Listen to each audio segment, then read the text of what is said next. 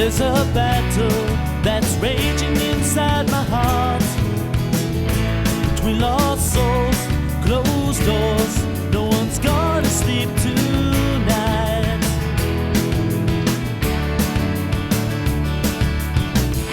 Well, I wanna fall madly in love with you. I wanna die in your arms. Could you ever love this crazy fool? This crazy fool. We can't tumble through forever, just like lovers tend to do. But when I fall, baby, I will fall. I wanna fall in love with you. Ba-ba-ba, ba-ba-ba. I wanna fall in love with you. Ba-ba-ba, ba-ba-ba. In this game of love, where there are no winners, there are no losers. Just a ship of fools sailing away to chase a crazy dream or two. A dream or two. These words that I write are words that come from my heart. I want you, I need you, I love you right from the start. Right from the start. We can't tumble through forever, just like lovers tend to do. But when I fall, baby, I will fall. I wanna fall in love with you. Ba-ba-ba, ba-ba-ba. I wanna fall in love with you. Ba-ba-ba, ba-ba-ba. I wanna fall in love with you. We can't tumble through life with me standing by your side. And if things they don't work out right, I will be there both day and night.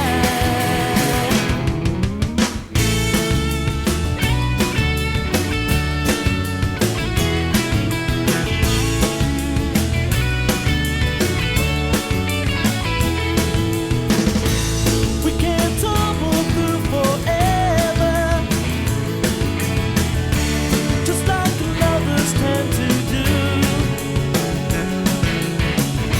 But when I fall, baby, I will fall. I wanna fall in love with you. Ba-ba-ba, ba-ba-ba. I wanna fall in love with you. Ba-ba-ba, ba-ba-ba. I wanna fall in love with you.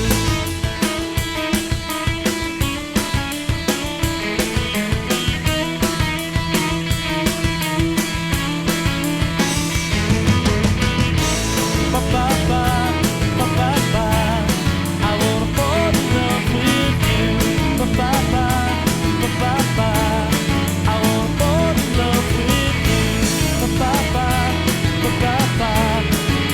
fall in love with you. Ba-ba-ba, ba-ba-ba. I wanna fall in love with you. Ba-ba-ba, ba-ba-ba. I wanna fall in love with you. Ba-ba-ba, ba-ba-ba. I wanna fall in love with you. Ba-ba-ba, ba-ba-ba. I wanna fall in love with you. Ba-ba-ba, ba-ba-ba. I wanna fall in love with you. Ba-ba-ba, ba-ba-ba. I wanna fall in love with you. Ba-ba-ba, ba-ba-ba. I wanna fall in love with you. Ba-ba-ba, ba-ba-ba. I wanna fall in love with you. Mike's Drum Shop loaded. Located 108 East St. Charles Road in Villa Park. Listen, Mike's Drum Shop. No, that's not Mike's Drum Shop. That's Mike's Drum Shop. I told you, our new software is going to be a lot of fun. What? Why is this extra music playing? What the fuck is happening? All right, stop. Let's try this one more time. Oh, my Lord. All right. There we go. Hear that? That's drums. Mike's Drum Shop, located at 108 East St. Charles Road in Villa Park, Illinois. Highest end drum shop in all of Illinois. You know, there are only 20 stores in all of the United States that sell Sonar drums. That's not all they sell. Tama, Mapex, Yamaha, all your Yamaha gear. Go ahead, get it. Mike, I can't even fucking talk. This is so ridiculous. Do I even know what I'm doing? Am I on the right pictures? No, I'm moving pictures around on this new software. It's so stupid. Anyway, get your butts out to Mike's Drum Shop. Maybe you know him. He's a drummer for Ara. I don't know. You guys want to chime in and say anything about... If you turn my mic up, I could. Oh, okay. That He's helps. hot. Mike is hot. Why is everybody so into my brother? He's fucking barefoot all gray. the He's time. got short hair. He puts up with you, so. Whatever. Mike's Drum Shop over at 108 East St. Charles Road in Villa Park. Get your asses out there and pay attention, all right? Mike's Drum Shop. Yeah. See, I got this cool drum music going. Oh, yeah. Listen. It's pretty sweet. I'm like a beatboxer now. Hey, what's up? Oh, okay, wait. What? Okay, why won't it stop? I can't make it stop. This show sucks. This is the worst show ever. Holy maloli. So we have this new software. Look at. I can't wait until I just have a camera that pans in on me. Hi. Say hi, everybody. Hi, everybody. Well, listen, we got a big show today, and we have this new software, which we're clearly I have no idea how to use, even though I've been working with it all week. You just. Okay, hey guys, are you gonna? We're here. Are you paying attention to the Yeah. show? What is Hakeem Nakawaksha trying to get a hold of you from fucking Leave my Afghanistan? people alone. Fuck. Anyway, listen, we got a big show today. I'm totally not even following this. Hold on, let's go back to can't this. see it. This sucks. That's it. We're just going to start over. Yeah, here we go. Is it? Get your dag hats on. It's time for the Dag Show. Live from Dag Nabbit Studios in Chicago, here's the one, the only Dag. And Eric and Diana. And Eric and Diana. I love that. Dino Manzella, road manager for Seventh Heaven. Nice. Did those for us. It was pretty cool. Dino's a good guy. We went to Dino's house last week, and Di pushed my face into a wall and split my nose During open. virtual gameplay. Yeah, Nice. this is why I have this mess. I was bleeding. We were playing virtual. He has the coolest virtual reality. Did you get dizzy from all the blood loss, or? It was fucking terrible. So here's kind of what happened really quick. Yeah, I let's don't get the wanna, real jump in on story. your game or Because I'm anything. sure he's just making this So up. they wanted to see me because I've never done it before. So I was killing zombies, and it was scary because you She turn around fell down on the floor and on my own. I just like panicked, right? Because they were right there, and I couldn't shoot that fast. Zombies are So scary. It was. I want this system because it's amazing. We can do it. Wouldn't it be fun to have like a fun? Anyway, so he comes up behind which me. with- mic is yours? Talking. Hello. Yeah. Hello. Hello. Oh, you're number 3. Okay, go ahead. Oh, Great. you're screwing Gee, me high all rank. up, or what? So can you hear me? Yeah, I can hear you, you're yeah. Fine. And so, being the newbie, he comes up behind me. I didn't know, and he like grabs me and pushes me in. Yes! So I see a zombie like trying to kill me, and I scream and everything, and he thinks it's funny. He did it again. So when he got up to do the virtual thing, I went to payback. push him, but he lost his balance, and that's how you kind of flew into I the flew wall. into the now wall. the truth comes out. Okay. She pushes me into the wall. I'm pretty sure she had her hand behind my head. Because you played it off like it was unprovoked or something. I'm pretty sure that I'm not a violent person at all. Yeah. Okay. All But right. I payback as Now a we know bitch. what's going on. She was Okay. very violent that night. Right. And we were there till 3 in the morning. It was so much fun. It was really, really cool. And Dino has a whole game room downstairs of vintage games. Is it bigger than mine? Oh, yeah, it's huge. Okay, all He's got like 5 pinball machines. He's got every video game on an old school, like fucked up 1970s television. And then he has all these stand-up games that are all vintage. Nice. Like Asteroids before Asteroids was Asteroids. the game. I can't remember what it was called, but man, it was really cool. We had a lot of fun. Might have to look that one up. Yeah, well, you might have to. All right. And then you broke the pinball machine. Nice job. You broke the pinball machine? No, Di did. She got the ball stuck in this and it's a game I used to play when I was a kid called, I think it was called Cosmic or something, but I saw this pinball machine. I'm like, oh my God, I love this game. And so I'm playing it, and then Di goes and plays it, and the ball gets fucking stuck, and then I couldn't get it reset. It was terrible. That's easy We to probably do. owed Dino like $20,000 for hanging out at his house for 3 hours. You pull the lock bar out, you slide the glass back, and it's all good. All right, so listen, we're going to go into another song, but I got to tell you, we got a big show. We got What Would Di Do? Di's going to pick This is going to be awesome. one of two things that Eric and I choose. And she's going to pick from randomly. What time will this be at? Because I have to be Don't somewhere. worry, you don't. It's going to be when I say. Gotta be somewhere. And then how would Eric end the lyrics? This will be then, fun too. And I have a restaurant review of a Plainfield, Illinois staple that is been there since like right when the tornado came through Plainfield and it destroyed everything, and then it got rebuilt. And also, if you have any relationship issues, okay, this is what's really important here. If any of you people have any relationship issues, Do not ask Dag. send them in. We will look at them. Just type them in the messages, and during the break, we will look at them, and I will give you relationship advice. What could put a warning possibly up? go wrong Can there be a there? warning? Nothing could Not go be wrong. taken seriously? I know everything about hearts and vaginas Oh my God. and minds Yeah? and hands and where you put them and periods. I know everything about that stuff. Okay. So, You're obtuse. what? You're obtuse. You stop using that. That's like the third time this week. She bought a Webster's dictionary. It had 2 pages in it, and it was just obtuse and asshole were the only 2 words My in it. juge and obtuse. Okay. Well, listen, we're going to play. Today we're featuring the music of Ken Jagman. He's going to be calling in from Las Vegas. From Vegas? That's where he lives. Nice. He's, in my opinion, one of the greatest artists that was never discovered in Chicago. One of the best albums ever made out of Chicago, produced by Ralph Colbert. We are absolutely going to have him on the air today. We're playing and featuring his music, and that's a new thing that we're doing here. Every week, we feature one artist, and that's how we're going to roll with this.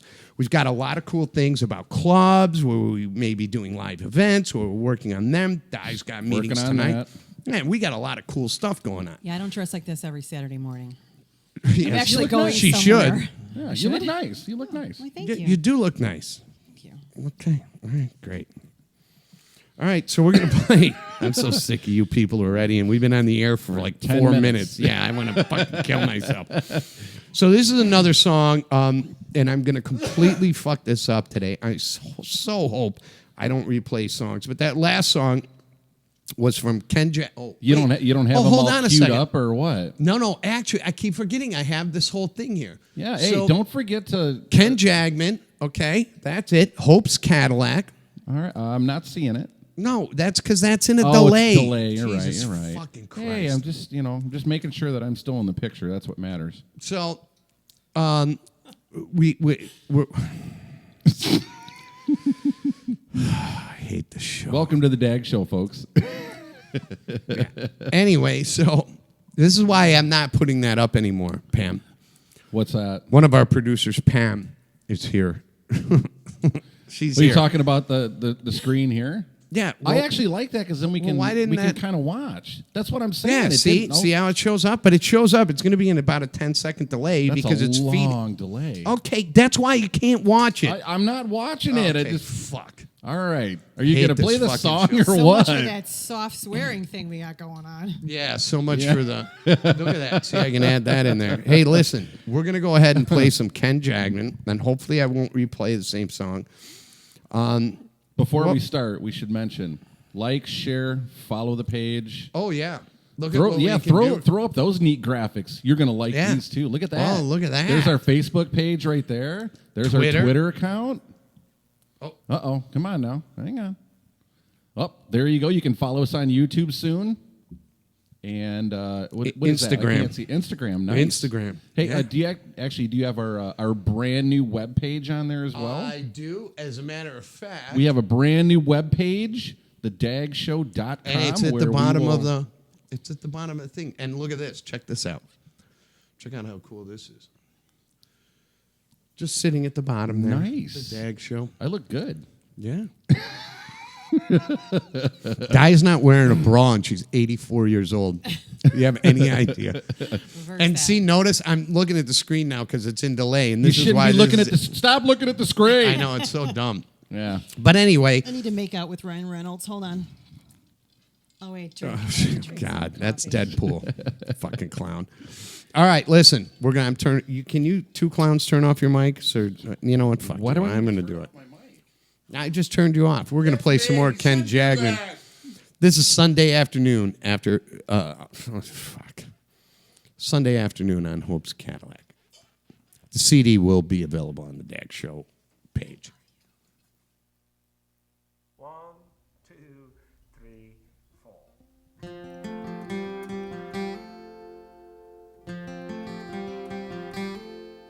Well, she told me her life story over a cup of coffee on a Sunday afternoon. I knew I'd heard that song before. Deep inside, I was whistling the same tune. We could have missed fortune's sweet kiss if we wanted to, but we took a chance. We had a romance all on a Sunday afternoon.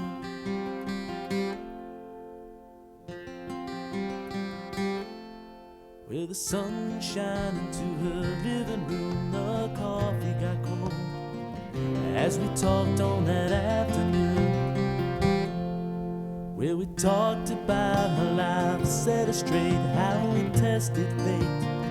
We sold ourselves on that afternoon. She wiped away her auburn hair, she flashed that smile. I fell in love on that afternoon. But she was trapped in a lonely prison cell. She wanted out, that I could tell. I had the key to set her free all on a Sunday afternoon.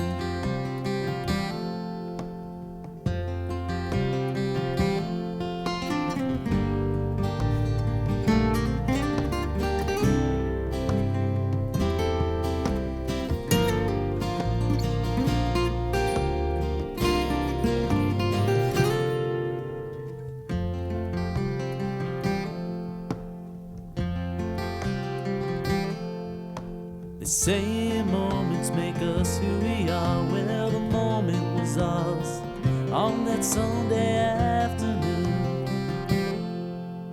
You placed your world into my hands. I placed a kiss so tender on that afternoon. Then your tears, they fall like rain. I shattered your world. It drove me insane on that afternoon. She cried, if you're my knight in shining armor, I'm the damsel in distress. But you can't slay these demons in my head. So I'll tell you my life story over a cup of coffee on a Sunday afternoon.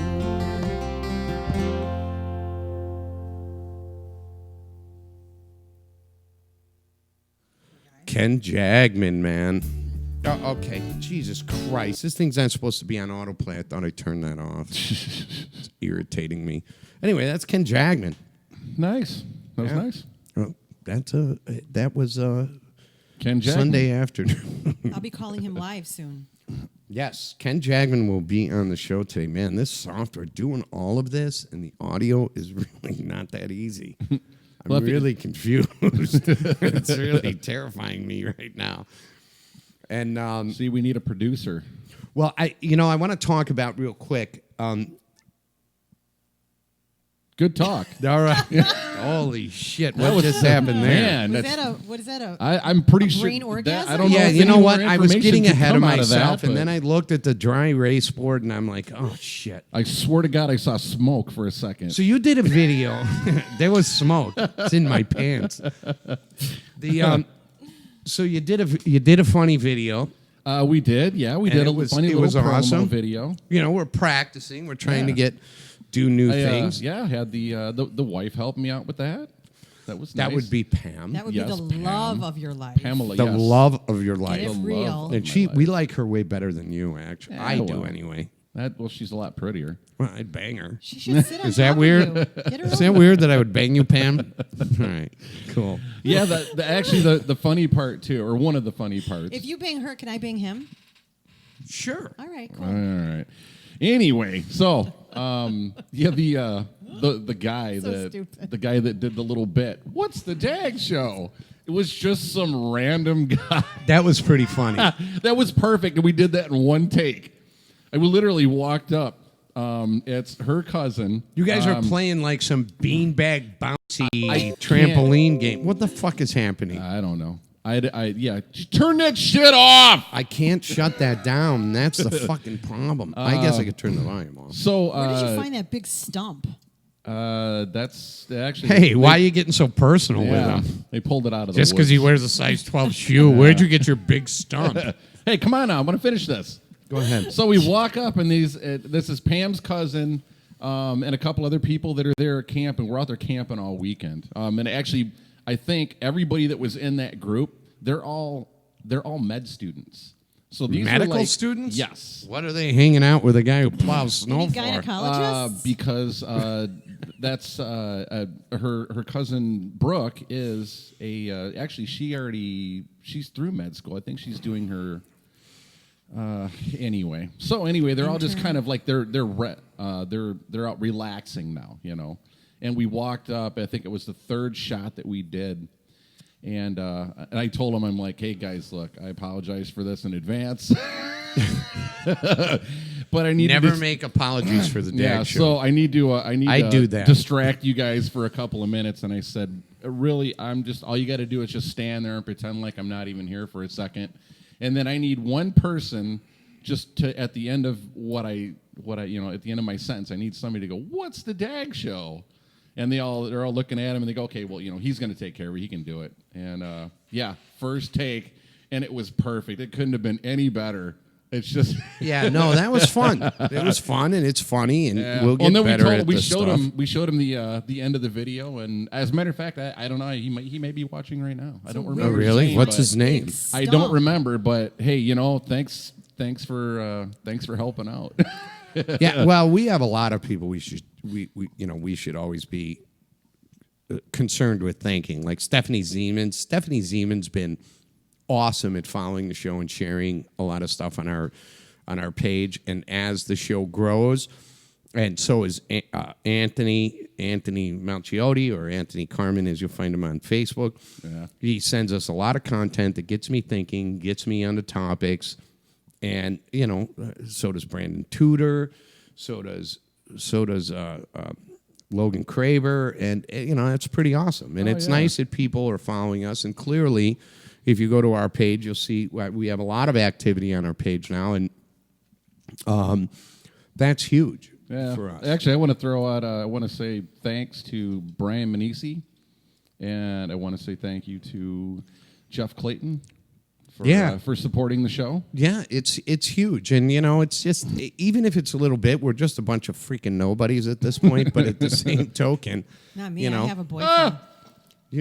Okay, I try have not to make a Deadpool. mess here. Deadpool's Not making a my mess. I didn't boyfriend. want her to see what was going on. Oh my God! Those are the I what would can't die do see. cards. I'm not even looking. I don't play unfair. Oh yeah, we got what would die do is going to be Actually, the segment is today. it what would die do, or is it what will? We should probably change it. What we demand die does How about is this? what the new show. How about what will die not do? Huh? 'Cause will Okay, do I don't even anything. want to know the answer to boy. that I fucking will do question. anything you Thanks want. for showing up, guys. No, we have 2 cards. Eric picked a a task, and I picked a task that is. It's a task or a quest? It's a a task. quest. It's a quest. Actually, it's a quest. Yeah. I don't know about a quest. Yeah, It's I not like really a. No, it's a quest. Well, it's it's- like we pick this thing, and she has to go out and do something really stupid. Yeah, well, that's a task. That's not. It's not You like know, a task would be mowing the fucking lawn. not Can necessarily. you send me to LA so I can find No. Ryan Reynolds and make out? Oh, Jesus fucking Christ. No, I love him. Oh, I'm sure We'll you do. get Ryan on the show. We're not. Ryan's never going to come on this he show. might. He'll never come Him on and his this wife. show. What's her name? I love Maybe her. Ryan will Blake clean the Lively? fucking pool. How about that? You can get Ryan over here. If we can get Ryan, then we can have Blake Lively, his wife. I'm going to tell is she you. married to Blake Lively? now? Yes, I love her. I'm going to tell you right now. She is pretty hot. All right. I don't care about her. I don't know who she is. I love her. Seriously? Yeah, I don't. Oh. Maybe I'll get her mad if I lick his face a little bit. Nah, if you're. Nah, I don't think that's gonna work. Oh but- boy. He's got a Anyway. snot right there. So Ew. Di has a swimming pool, and I want to put a hole in it. It's got fountains and bubbles. It and- does not have and- any of and that slides stuff. that we can go down on It has none of that in stuff. chocolate fudge. It has an old swing set There's a as little- a fucking deck. It's There's like a little 3 feet. grotto in the corner. No, you know? that's the pool I had. It's got a sound system. So we're getting this pool ready for summer, and Well, I'm like, I'm getting the pool ready. okay, you act like you're doing it all by yourself. You're so full of shit. I don't know. That's the videos I saw. She was the only one working. You were just Boom. kind of Uh-huh. like, Should I drop it? Don't drop that fucking mic. Let me tell you something. And I don't want to sound like a pompous dick, but too late. when I lived out west, I had a pool boy. My pool was open 365 days a year. It was heated, and a guy came every week and took care of my pool. And then we had this little machine when he wasn't there that took care of it. Why I didn't did never you have a touch. pool I never. boy? Pool's not a metaphor. Well, is it? because men are stronger than women, and they could lift up the tools like the leaves. Women can lift tools. The fucking pool you have had a fucking cover on it all winter, and there's 10,000 pounds of leaves in the bottom Are of you it. saying we're not? Were there any dead physically- animals though? Oh, I was afraid there was a dead body. Because in the now, bottom. actually, I had a friend, and we uncovered his pool one year, and there was 3 squirrels and a raccoon. Okay. Yeah. love to see I haven't that. found Not any of good. that yet, but No. I'm telling you, I'm never going to go in that pool. Remember that, Bob? I'm never going to go in this fucking pool. It's too cold. Really? No, I'm not going in a fucking. What about if I'm naked and covered in fudge? You won't go in there with me? Wait, you're in the pool naked, covered in fudge. How's that going to work? Why would you cover how my yourself in mind rolls. fudge? Well, I guess she's got to rinse off somehow, right? I don't understand. Thinking of that pool boy. You're going to have a lot of people hanging over the fence. Well, there's terrorists who live behind us, and then Oh, you have terrorists that live Cops. behind Yeah. you? There's cops Yeah. everywhere. Cops next door. cops next door. All right, well. But no, I got to tell you, that fucking pool, I would never fucking in a million years own a pool. I had to maintain myself. Now I have one, and I can't stand it. I hate it. I want to put a hole in Kind it. of lazy. No, I just don't want to deal with a fucking pool. Fucking thing's going to run up the electric bill. It just pumps. I got to get up in the middle of the night because it's making sucky fucking noises, and it fucking wakes me up, and I got to go out. Zhuzhin. It's stupid. Throw the fucking, get rid of that pool and build a garden, grow some food. So we can juggle some tomatoes in it. or Yeah, I'll what? juggle some fucking tomatoes. God. Love that pool. It's fucking stupid. Everyone's invited. And it's like dogs. Oh, please, let's get more puppies. Oh, yeah, let's double the shit in the lawn. That's what I like. It's more shit in the grass. So I need to put like shoe booties on to walk in the fucking backyard in case I step and fucking miss shit. Yeah. Hey, this one right here, if I let her, our house would be a fucking petting zoo.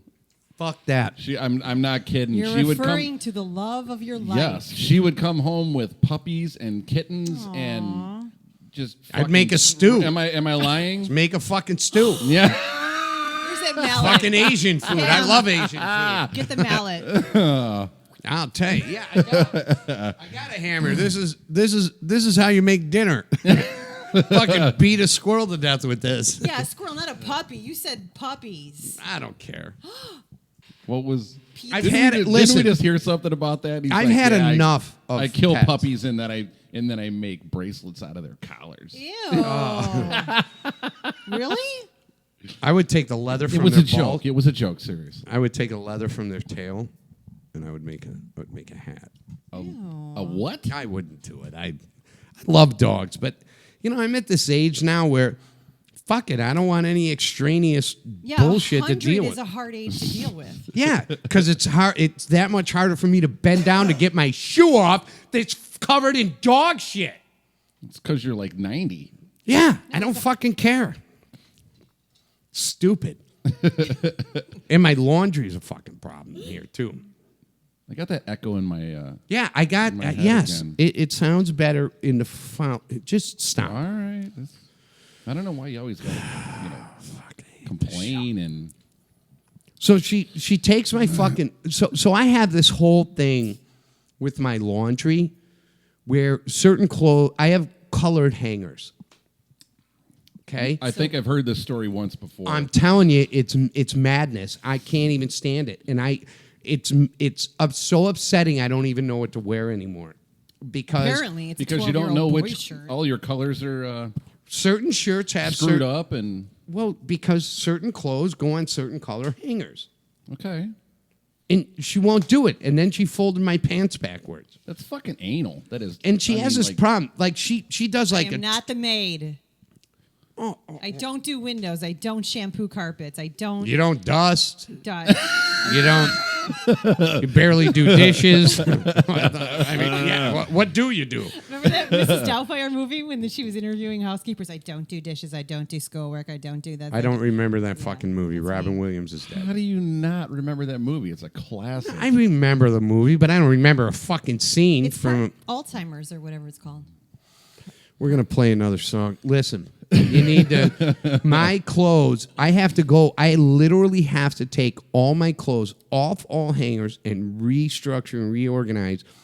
Like my jeans have to be hung up. She folds them, and you know how you take a pair of jeans and you hold them up, and you get them, and then you fold them this way. Well, they should be folded this way.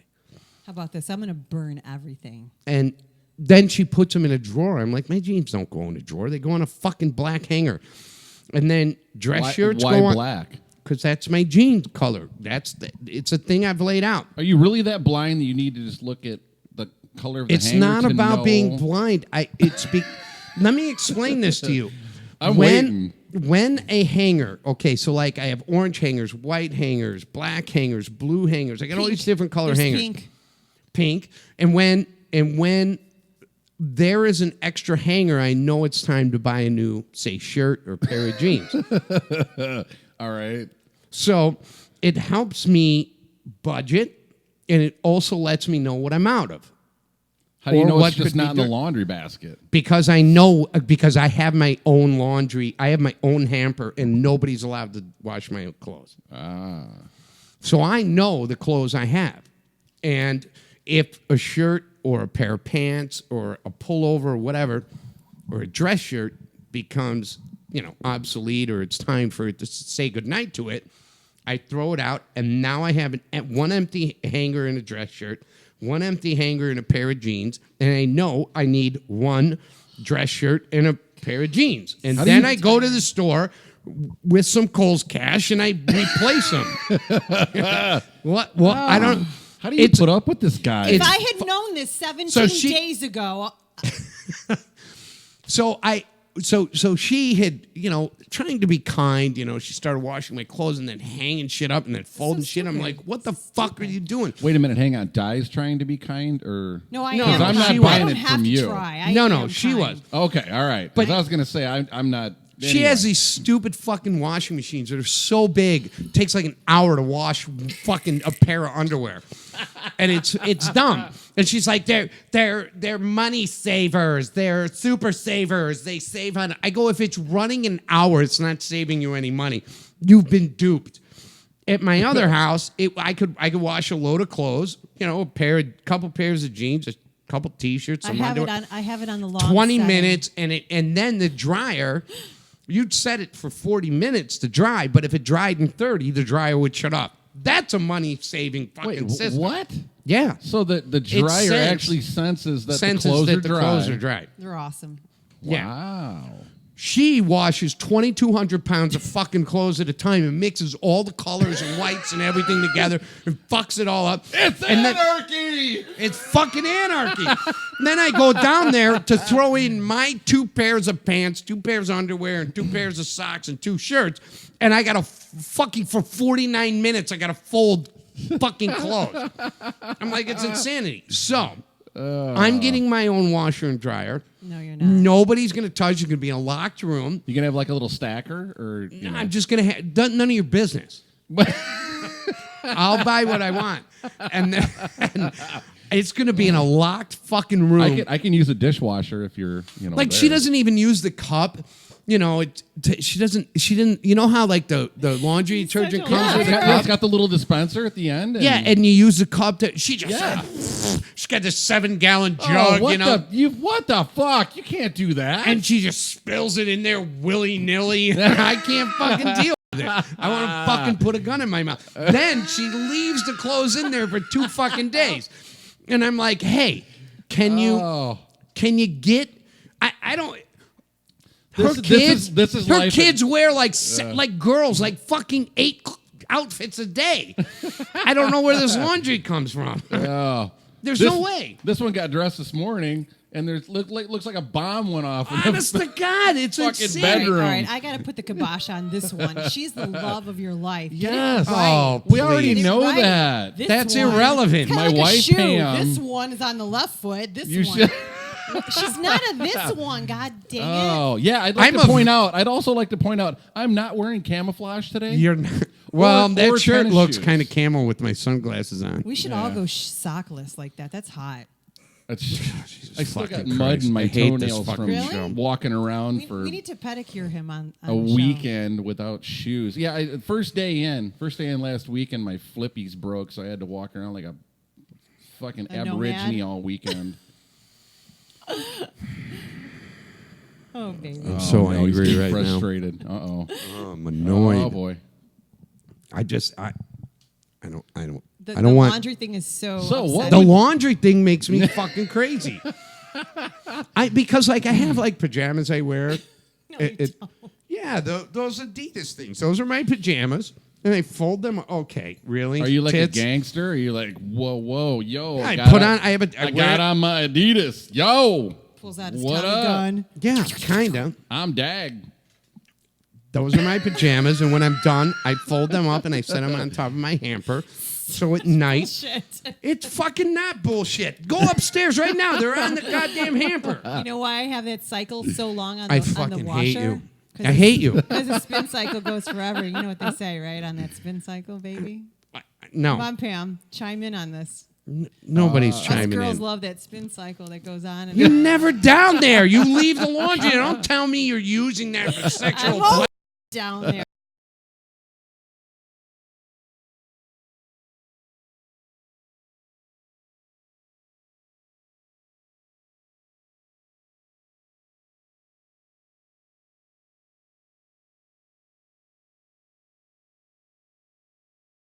Look at that. Now we have to relocate this camera. Hey, does that say, Yep. Pam, allow? All right. Well, we're going to go ahead and... Yeah, hit allow. All right, jeez. Fucking assholes calling me. You You gotta fucking turn- dick beaters know I'm on. What the fuck, man? You got to turn that shit off. You can't. Then it turns the camera off.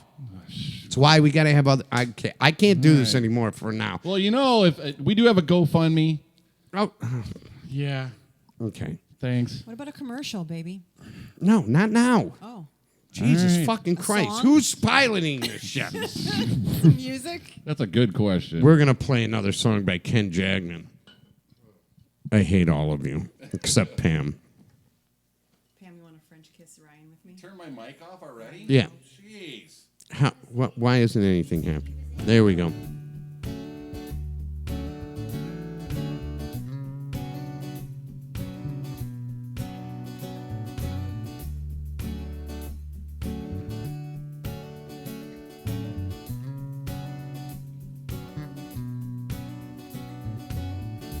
Will I sit here and write another confession? I've got a notebook that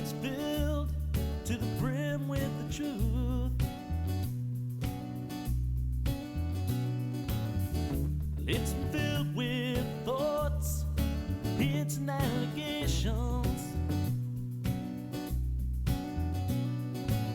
I just can't seem to share them with you. We said more words in letters, baby, than we said eye to eye. Is the feeling deep down, baby, that we had tonight? Friends may think I've forgotten when they see me smile. They don't know the heartache that the smile hides all the while.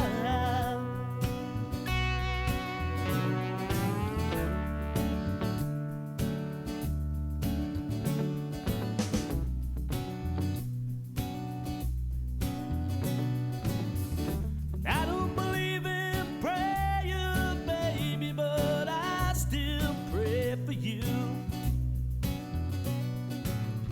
You tell me that I've got no faith, but I have faith in love that's true.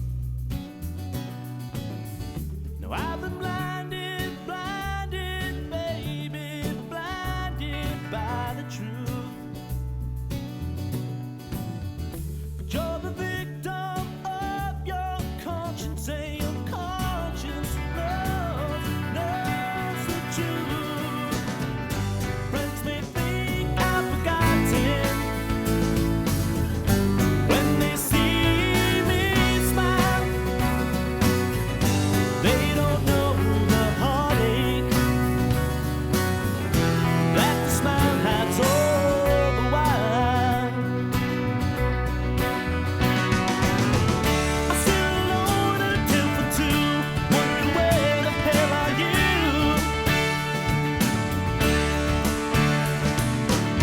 I need someone to understand, someone to hold my hand. How about you? Understand the truth.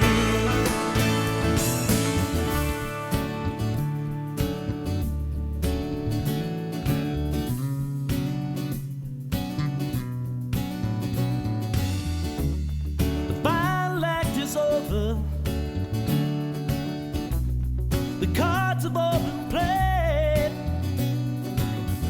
I guess we're both the kings and queens of a losers parade. Friends may think I've forgotten when they see me smile. They don't know the heartache that the smile hides all the while.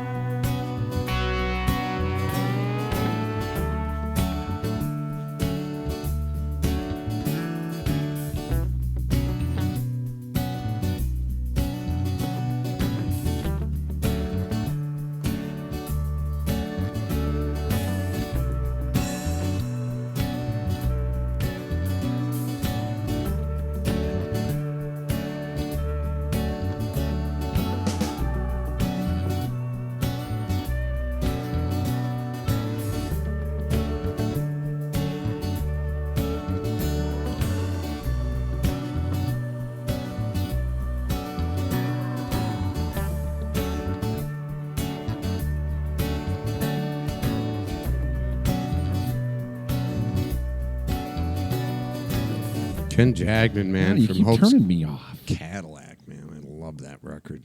You know, it's funny because that record is kind of way ahead of its time. Recorded in '97, produced by Ralph Covert. It's an album that, and a lot of Chicago music, I think, is like that, where, you know, Billy Corgan and Smashing Pumpkins, although they got the big break and they really did great things, he was really ahead of his time. So was Ken Jagman. I think so was Kathy Richardson. Kathy Richardson kind of got stuck in this thing because you had Melissa Etheridge, and they had a very similar quality and tonal quality to the way they sang and they wrote. So a lot of Chicago artists got kind of pushed back. But then when you listen to their music now, it's just amazing. Ken's album is going to be timeless. Nice. We'll be talking to him soon too. Right? Yeah, he's going to be on the air today. And what would I do? Hey, I got to ask about this real quick. Yeah. What the fuck is up with your ashtray? What is that, like a souffle dish or an ice cream bowl or something? Fuck. What Here we the go again with the soup. What the fuck is that? It's a ramekin. It's a ramekin. A ramekin? You don't know what a racist. ramekin I have is? no clue what a ramekin is. Ramekin. I don't know what people. Ramen noodle? Yeah, it's a ramen noodle. That's just one ramen noodle. Ramen noodle bowl. It's just weird. I don't know. You know, we're going to talk today about. Well, let's kind of dive Throw up into it. throw up the Facebook and throw up, Hold on, show everybody where we're at. No, no, that's not what I was going to do. See, I can throw Yeah. that right up there. Yeah, I got to start throwing that stuff up there. Okay, there it is. There it is. There's Twitter. Yep. There's YouTube. Yep. There's Instagram, and there's Facebook. Okay. All right, well, you got to let them see it. Jeez. Whatever. Listen, give me some time to get. Who's this running straight. this show? Me.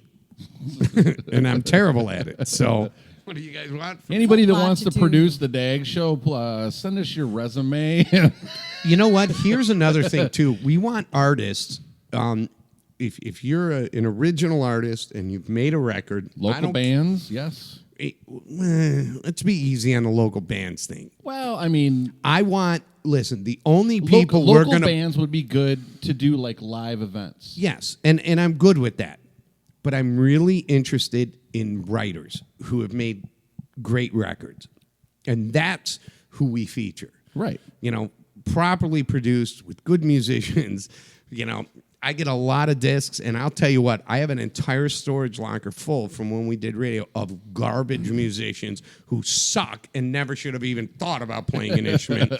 And That's then kinda wrote mean. songs. Well, I'm sorry. The reality's the reality. Yeah. Fucking most music people write is shit. Like Train? Yeah, yeah. Train is terrible. Yeah, it was a failed band. They've accomplished zero. But oh, you know what I forgot to play? I forgot we got all these posts here. Yeah, commercials and Live from Dag Nabbit Studios in Chicago, here's Dag, Eric, and Diana. Yeah, back from a break. I'm supposed to play those, but again, thanks, man. Well, yeah, because you keep forgetting. well, it's just there's just so much going on. I have way too much here to focus on, and I'm hard to get focused to begin with. See, now, when you're doing that, you should throw up like a Facebook or an Instagram and then do that. I have do the double DAG duty. Show and the dagshow.com up there. Oh, nice. Well, I can't see that because I'm blind, and that thing is like, the screen is like this big. Well, for me. imagine the problems I'm having. Yeah. So I'm gonna do a restaurant review today. All right. And we're gonna do How Would Eric and the Lyrics. Yeah, and you know what? And what would Di do? What would Di do? I think we should start getting into that because that's going to be good. Oh, you think so? I think so. How's Now, your here's singing, what we're Billy? gonna talk about first. Can you sing? I want to talk. I can sing a little bit. I want to Slightly. talk about. See, Pam's shaking her okay, head no. Focus. I want to talk about. Oh, that's creepy Joe Biden. That's the wrong. God, I am absolutely awful at this. All right. Pelosi bitching. So Nancy Pelosi, there was this video that came out about her, and again, I've lost a lot of friends because they think I'm hyper conservative, and I'm not. I'm a moderate, which means I sit on the fence. I have conservative fiscal values. I have very conservative constitutional values, but I have very liberal values when it comes to, less people in my business, which a lot of liberals don't really understand that that's what they stand for, but they seem to keep voting Wait a for minute. this Let me- nonsense. Okay, hang on. Let me get this straight because you sound like you're contradicting yourself. here. Well, it is politics is a contradiction. no, in no, terms. no, no, no, no, no. Let me finish. You're telling me that the Democrats really believe in less government. Well, I think Because the I'm not buying that for a Well, second. because I don't think the Democrats, especially when you're talking to young people, really understand what they're trying to police or these young Democrats, these college kids, don't realize that they don't want government in their business, but then they keep voting for these ideologies like free college and free health care and this and that, and they're young. That's all a bunch of bullshit, and they're buying into it. So anyway, let me get to this Pelosi thing, because this is a big deal, you know? Are you talking about where she's doing the interview? Well, she's doing the interview, and everybody made it seem like she was drunk, or the thing that came out that she was drunk. What it looked like to me. Right. Here's the problem with this, okay? And this is where I'm going to defend Nancy Pelosi. Well, I don't even think she defended it. Did she? You know what I mean? Like, I don't even think she was trying to defend herself. It doesn't matter. It was the videos are out there, and I posted them on the Dag Show page of the real video that she did and the video where they made her look drunk. I posted them side by side. Here's what's really funny about this. So a couple of weeks ago, there was a story that was brought to my attention that I found online about Barack Obama, and they had changed his words. And I said, come on, how did they change their words? His words. So apparently Adobe has a program where you can actually take a video, type in new words, and it actually changes the movement of his mouth in his voice and changes everything. So that got me really digging, and I'm like, wait a minute. Well, that sounds a little creepy all by itself. Well, but it exists, and Adobe owns this software. This is their software. So I found a couple of Obama videos where he had said one thing over here, and then using this software by Adobe completely changed his entire conversation. I'm telling you, in the video, you could not tell the fucking difference. You could not tell. They literally took one video, made him say something completely different, and watching that video, you could not tell the difference. Couldn't tell. You could not tell. So it drugged me into this Pelosi thing, and I'm like, come on, man, really? With Nancy Pelosi, as much as I have such horrible disdain for this woman, she's a piece of shit in my book. But honestly, I wouldn't want to be misrepresented that way. And I don't think you would, or you would. No. And we're talking about politics. When we're talking about politics, we're talking about the welfare of the American people. And even though everything that comes out of her mouth, whether she's drunk or sober or made to look drunk or sober, is stupid, I wouldn't want to be misrepresented that way. Right. I don't think it's fair politically. I don't think it's fair to the voters. So I look it up, and bam, voila, I find the real video of that entire interview. And then I find this, I'm looking at the drunken video, I'm like, holy shit. Turns out it was all AI. It was artificial intelligence used with an Adobe software and slowed her speech down. And now listen, as a guy who's been in the... She was kind of slurring a little bit there, too. She wasn't slurring in the regular video, in the actual video. I'm talking... So I'm going to explain that. So in software like Pro Tools and so on, et cetera, you can add effects. You can take that video and then you can put it into Pro Tools. And the audio, you can add effects to make her sound like she was fucking Japanese if you wanted to. That would be cool. So, what? Don't worry about this. That's fucking screen. Do not look at. Fucking turn that goddamn computer off. Seriously. That has nothing to do with anything we're going on, so stop. Turn the fucking computer Shut the window. on. We have lawnmowers going now. Oh, for the love of God. You can't, do not ever do that again. Ever. That makes me insane. So, okay. There you go. You're done. So the point here is that I want politics to be fair. Now they've done this thing with Joe Biden, and I wanna bring this up here because I'm gonna play this. Now I don't follow news channels. I watch the clips, Laura Ingraham, this royal guy, blah blah blah, so on, etc. And there's this whole thing that's been circulating over the internet of Joe Biden touching this girl's shoulders and saying how pretty she was and this and that. And they totally made him out to be a pedophile. Another man who has no policies, no procedures, no ideas of how to make America a better place He's just out there talking because he's a former vice president. But here's where Fox News got me fucking sideways. And I have no respect, zero respect for any news media outlet after this. Now, if you're Joe Biden, the one image you want to avoid is grabbing women and children in weird ways, right? Yeah. Well, the other day at a Okay, so now if you saw this full video, he didn't grab any kids, that little girl, in a weird way. And I had to dig to find this video. And this is very problematic in our political, how would you say it? Our political sphere. This fucking piece of shit on Fox, look at his fucking hair.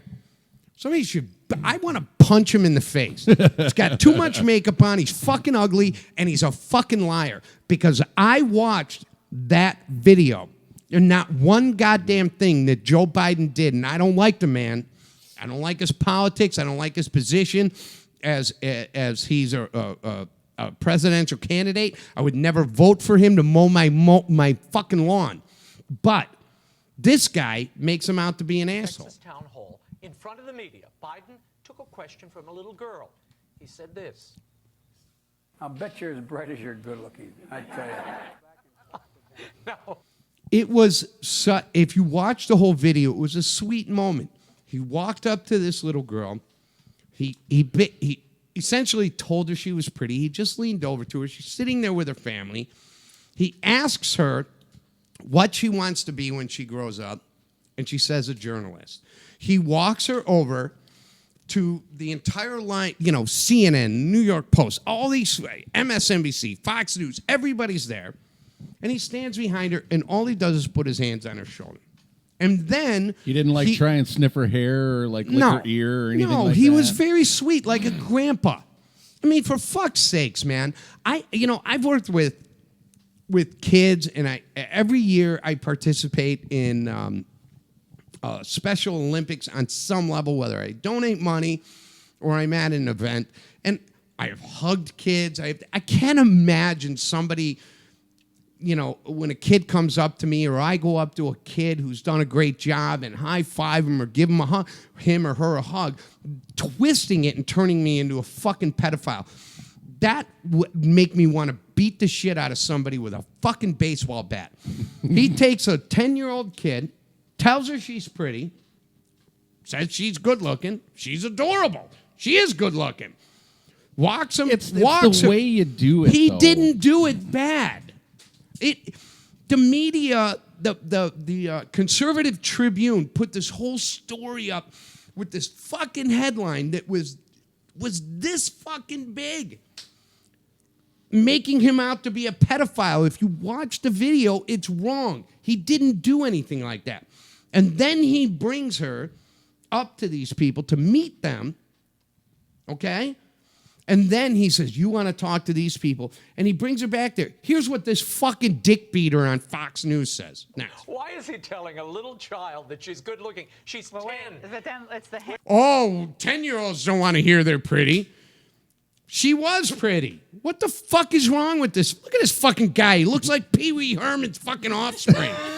Fuck him. Oh, wait, yeah. Then he Well, wasn't listen. finished. She then then told him she wanted to be a journalist, so he processed her over to the press corps and introduced her to the media. You see him clasping her by the shoulders. Biden finally deposited the poor girl into the press. Okay, let's break this up. He deposited her. Like I deposit fucking frothy semen in the shower.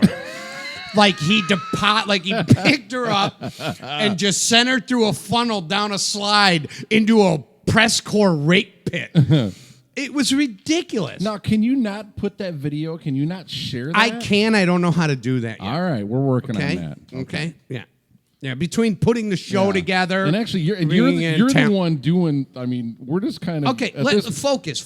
We can talk about that Kind later. of like the same thing you said the other day. How is this any different than taking a fan backstage to meet their favorite artist? Right. He took a 10-year-old girl who wants to be a journalist and introduced her to the greatest to the biggest journalism community that was right there 12 feet away from her.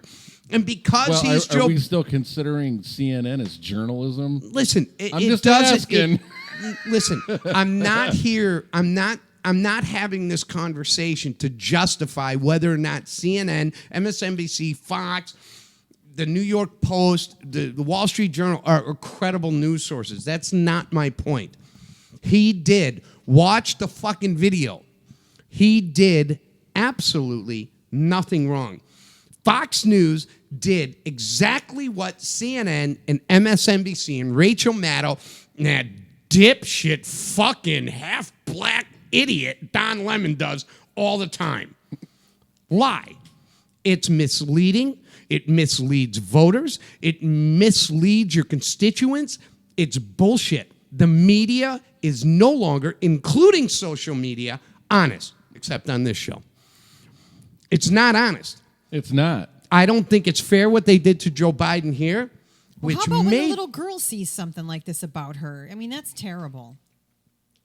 Well, yeah, the poor girl sees that she was potentially molested because a fucking grandpa guy goes, "You're good looking. You want to be a journalist? Let me take you here." So then he deposits her in the press pool. Let's listen to some more of what this fucking Pee Wee Herman little cunt bag says. 10. And my first thought was, why is Joe Biden separating children from their parents? And Oh, Wait, what? That's what he said. Separating children from her parents were 20 feet away. He wasn't separating children from their parents and putting her in a cage. And wait, who is this? Is this Fox This is News? it's Fox News, and it's Dick Beater Arroyo or whatever the fuck his name is. Pee Wee Herman. I mean, Pee Wee Herman. this is a whole thing that is really got me triggered. This kind of shit triggers me. Oh, you're triggered already. Oh, I'm fucking mad. You should have seen me the other day. I was in a wife beater in the fucking trying to clean leaves out of a pool, listening to her going, fuck this guy. Fox News is giving conservatives a bad name in the same way Rachel Maddow and her crying lesbian bullshit gives fucking liberals a bad name. Yeah, Rachel Maddow. How I don't know how anybody can take her seriously anymore. I used to like Rachel Maddow in the very beginning when she first came on to MSNBC. And then she turned into a fucking cunt. Well, listen, cunt's a strong word. Yeah. And I like to use it only when I'm really angry. Yeah, I'm getting my hair done like her. I'm cutting my hair short like Rachel. Oh, yeah? Now you're going to be single. Yeah. You look great. No, I wouldn't think it? you should do the what's the one lady what's her name? She had the really fucked up looking haircut. Like everything is like it's long on the sides and it's all butch in the back. She's got like 15. Is that from WSBY? No, she's got like 15 kids or something. They do a TV program. I don't remember. Okay, good talk. Her husband, Anyway, her husband finally was like, "I've had enough of your shit. I'm out of here." I don't know who you're fucking talking I'll about. come up with her name in a second, but Anyway, so this misleading nonsense and the way this guy's portraying this whole Biden thing, and then they cut these videos up into little pieces and create headlines that are bigger and they take longer to read than the fucking video to watch. And at some point you start to destroy people for no other reason than only financial gain. Because Fox News is this fucking douchebag. so what exactly are they going to gain by that? Well, what they do is they gain viewership because they formulate an idea or an opinion or whatever that gets more people listening. It's no secret that CNN's fan base has dropped dramatically. They laid off. There's an understatement. They laid off a lot of people because they're just not taking in the revenue. They're not taking in the revenue because everything they've said, everything they've fed the public for the last 2 years. I mean, come on. But Fox News is doing the same goddamn thing. This All right, fucking and then- chimpanzee is a fucking idiot. He's lying. But we're gonna figure that out, and they're gonna suffer the same fate as CNN. Do not ever listen to news media. It's garbage. It's all fucking garbage. All of it is fucking garbage. And oh wow, You should put up her Facebook. there. You know what? I had a whole Biden thing to put up here. There it is, Joe Biden. Oh no, that's bitch and Pelosi. Man, I am fucking Bitch and Pelosi, too. yeah. Creepy Joe Biden. I'm telling you, man, the fucking media is not telling the truth. And anybody who's listening to this, including myself, I mean, I get distracted by a news clip. The difference is, and I sent you a message yesterday. You know, you put that you sent me that clip of Don Lemon last night. Right. And I thought that was just how many weird. news stories a day am I do you? Over 100 clips you're watching. I mean, and then once I watch a clip and I go, boy, that seems a little weird. I want to dig deeper and try and understand what this clip meant, because there's no way you're going to convince me in a 15-second fucking clip of anything. Yeah, I just thought it was... Listen, I've taken pictures of my penis, and I can aim that camera a certain way, and it looks like it's 12 feet long. Can I see that? But we know that's not really the case, and that's the whole point here. So this fucking weasel, this guy should, if I was the fucking CEO of Fox, he'd be fucking fired immediately. I would never, ever, ever in 100 fucking million years let a pile of fucking lying shit like that work for my company. So what we need to do is we need to start holding these reporters and these journalists accountable. That's exactly for what their we're doing fucking right actions. now. Yeah, he's fact checking all of their shit every night. It's fucking stupid. I fucking don't sleep, and I am constantly disgusted. Well, that explains why he's all wound up. He doesn't get any sleep. I'm fucking disgusted with how all the media portrays in tiny little clips, you know, some agenda. It's this They guy. all have an agenda. Listen, everybody has an agenda. I'm not saying an agenda is bad. And I'm not trying to argue with you. Your agenda should be honest. Yes, absolutely. Tell the fucking truth.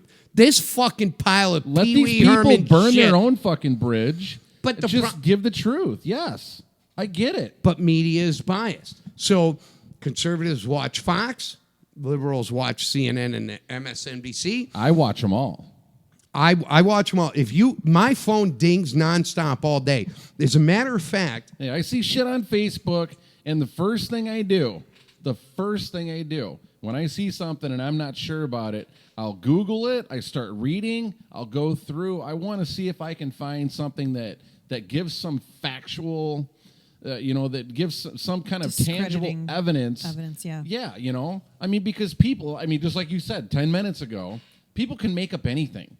I mean, look at all the fucking bullshit on Facebook. Especially, I think they're probably the worst. does anybody want relationship advice from me? We're going to do this now? Sure, it's my turn to talk, and now we're going to change the subject. I just wanted to throw that out. No, keep going. I'm interested in, because you're making sense. No, Facebook is probably the biggest fucking portrayer of bullshit out here. They're not. Facebook. Twitter, Instagram, LinkedIn even. I don't even know how LinkedIn became a social media thing. It was all for business to begin with. What is that? Now all of a sudden they want to get into the social media game. Well, because that's where everybody's making money.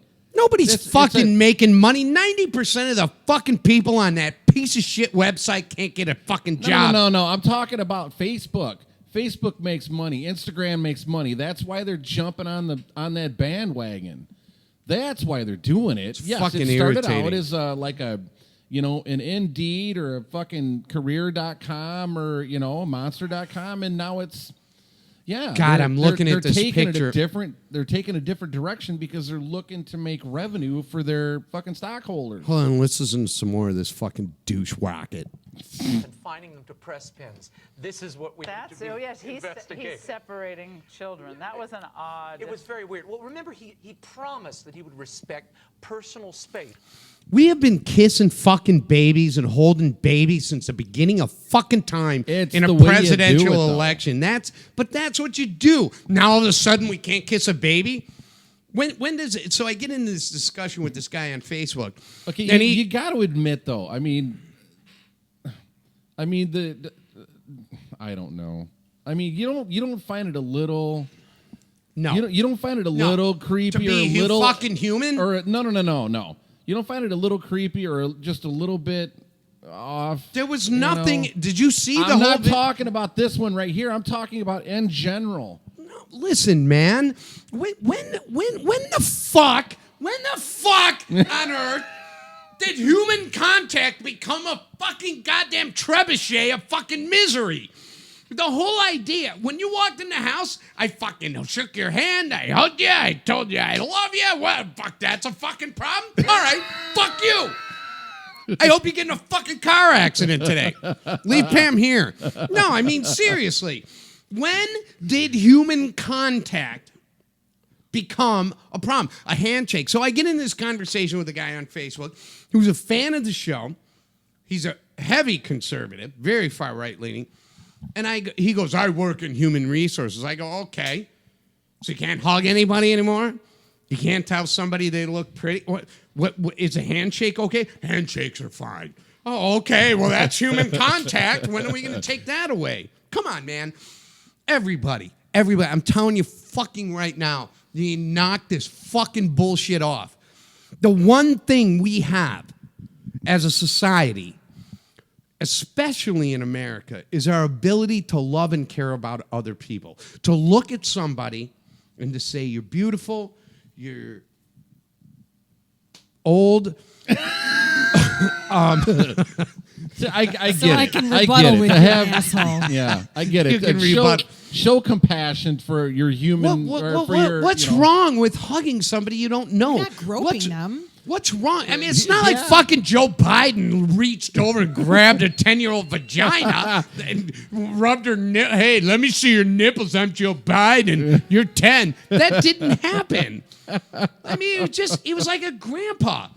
And he just, come Somebody here. else's grandpa. Well, I'm a fucking grandpa. I don't want to fucking walk around this world afraid to fucking have human contact. That's pretty much where we're headed. Okay, well, as long as people are going to get on this, and this is what on the Facebook conversation was, there's no touching allowed. I go, touching of what? What, a shoulder? Shoulders are off limits, people. Do not ever touch the shoulder of another human unless they're over 17. It's just fucking dumb. It's fucking dumb. 15 in Don't Florida. I want to be known as a person. That's why I got that big teddy bear in the basement. I want to. man. Jesus, here's a teddy bear. I'm gonna. Wow. That Whoa. teddy bear's got a hole in He's its like- thigh, and I'm He's gonna like, fuck don't it. touch me. So I have to go down in the basement to the king-size teddy. Oh, so what would I do?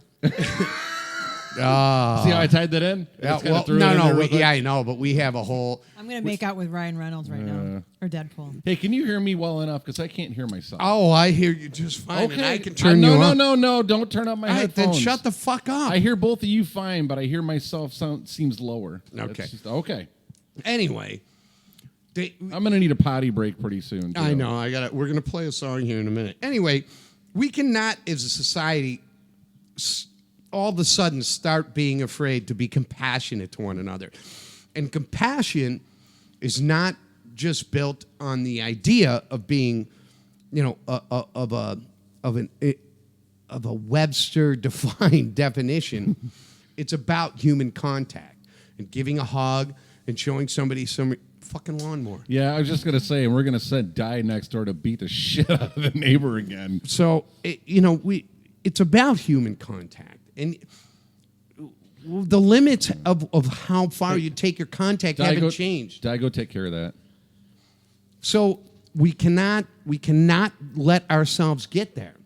That we are afraid of everything, and everything that Take your face out of the phone and go hug a person. fucking give a hug. Who Make fucking out, cares? tongue it, whatever. You know, Did say you say tongue it? Tongue it, show some love. Well, here, put the mic in your other hand. I want to show you something. Oh, a lefty. So you shake somebody's hand, and okay, What? come on, I am. and to hold their arm, now I just raped you. Now you've been raped. I touched her elbow, fucking skin, and by the way, it's wrinkly I don't because she's know. 100. I had movement. It could be constituted as rape. Fuck. This guy, I swear to God, if I could get him in the house, I'd put him in a fucking Drew Come Peterson on the blue show. barrel. Come on the show. He's a fucking idiot. This guy should be fucking. They dig a hole and fucking bury him up to his neck, and we stone his bald fucking stupid Pee Wee Herman head to death.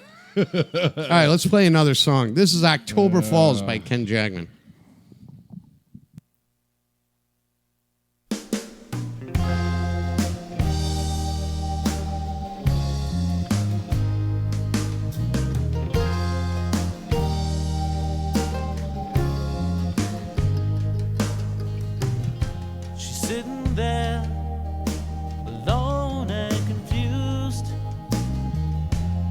worsted sweater, her auburn hair, black shiny shoes.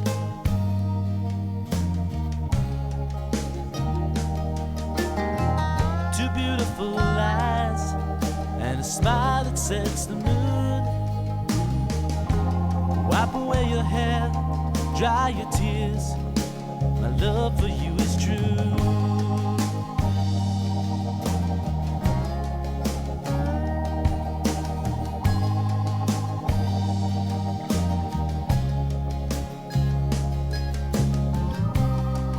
When the wind blows cold and your leaves start to fall,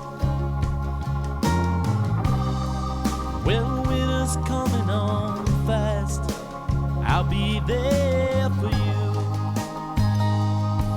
to hold. When seasons start to change, feel you're losing control. Close your eyes, baby, let go. I'll be there for you. I'll be there for you when October falls. Not from around here, as she softly says to me. Sits beside her, Lord, the beauty is smiling back at me.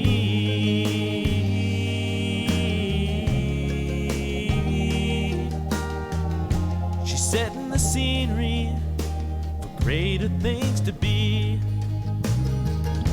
Or will this moment pass away like the leaves blowing off the old oak tree?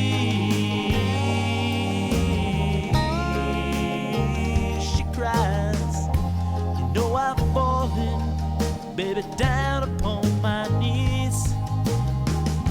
I prayed that I'd find the truth, but the truth is, it's so damn hard to believe.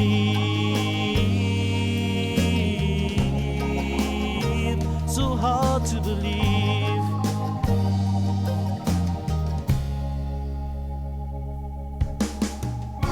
The night don't embrace you like you want them to. Like you wanted to. The sun don't keep you warm no more. Baby, don't keep you warm no more. She says I'm looking for a place of refuge. Will I find it in your arms? Will you keep me safe from love's harm? When the wind blows cold and your leaves start to fall, well, winter's coming on fast. I'll be there for you to hold. When seasons start to change, you feel you're losing control. Close your eyes, baby, let go. I'll be there for you. I'll be there for you when October falls. When October falls.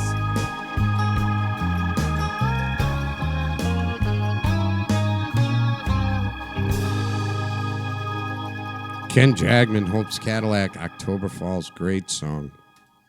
What a talented son of a bitch. Nice. We're going to have Ken on the air here very soon. A little bit. Yeah. And, I think what we should do, but Hang she's it. not around. I think she's beating the shit out of the neighbor. I think think it's she went time over there. for. I think it's time for a little bit of this.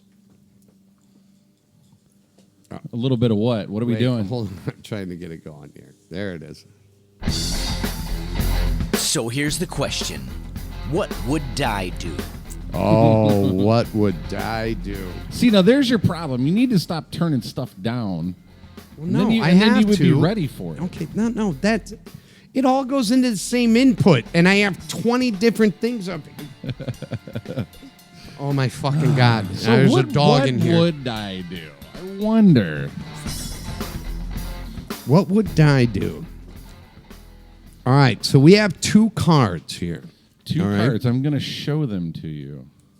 Oh, we have 2 And cards here. on those cards are written 2 ideas. One is Eric's, one is mine.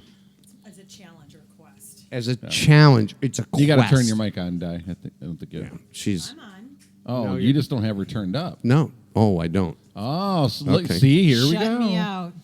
All right. So all right. So in what would Di do? This is a quest that Di has to go on. Where See, we will- I'm still not buying the quest thing. I think it's more of a task. But go ahead, continue. A journey. Just roll with let's it. call it a journey. Okay. Di has to go on a journey of either mine or Eric's, and there's 2 cards, and she has to pick one, and then we will explain. She's gonna read it. Let me what it is. let me juggle the 2 zhuzhes. No, you just get to pick one. You don't get to juggle. Yeah, I know gonna you like to juggle. juggle 2 judges. To juggle 2 zhuzhes. Jesus. All right, you want to let her pick the card? All right, give me a Now? second. I need to take a drink here. So this will be fun because I'm gonna follow her around with a camera, with kind of a hidden style camera, and we're gonna make this happen. So you have 2 cards. Pick one, Di. There are 2 cards. All right. I have to feel them. Well, first. you can look at them. Let me just feel them. No, Can you let Jesus. go so I can judge them No. really quick? I No, won't no, look. I no, can't he let- doesn't no. let go. Okay, hold on. Can't let go I of them. like this one. Feels sloppy. Fuck.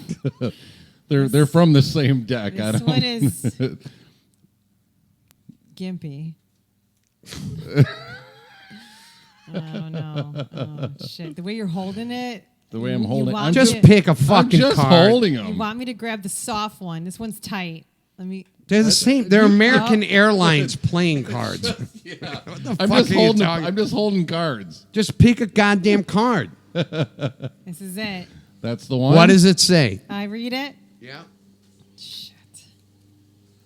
Jelly at store. Whose is that? That would be Dag. Oh. So this is what's going to happen: is mine is going to stay. we're gonna keep that for We're going next to week. keep that one, For and the then we're next going show. to add. We're gonna keep adding to them. All right. Okay. What's jelly at store? All right. So This is going to be good. this is gonna be great. You know about it? I don't. Oh. No. I mean, he didn't say, but I mean, we're talking about Please, Dag come here. on. What store? What kind of jelly? All right. So here's the deal. Is it lube jelly? No, would you shut the fuck up and I'll Wow. answer? No, it's Well, not lube jelly. That You could didn't really go. specify. Yeah, I it's shouldn't have true. said that. Let me know when you guys want to hear what the fucking task is, or you want to just keep running your fucking mouth holes. I think we're just kind of coming up with our own little. It's pie hole. yeah. He always says mouth hole. It's Mouth pie hole. hole. All right. Listen to me. So, I'm so excited. Oh, he's about got to this. adjust his shirt and everything. Oh, He's like, yeah. oh, yeah. Wait a minute. The monkey contests this decision. Okay. Let me know when you want to hear your task. I'm ready. All right. So you know those plastic that kind of look like ketchup bottles of Smucker's jelly? You're going to put one on a leash.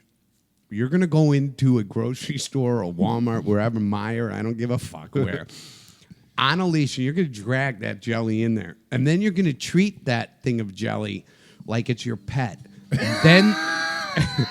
and then the jelly top is going to squirt up and it's going to get all over you in the store. And you're going to have to ask people to help you clean up your jelly. What? It's your jelly threw up. Your jelly. My jelly is sick. I gotta go. And then, and can you help me get it off me? And you're gonna have to walk up to people and ask them, say, and you have to play the jelly is like you're fucked up in the head, You should have picked mine, Di.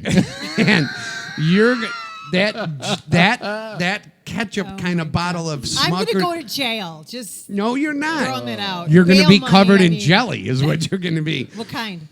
It's strawberry preserves.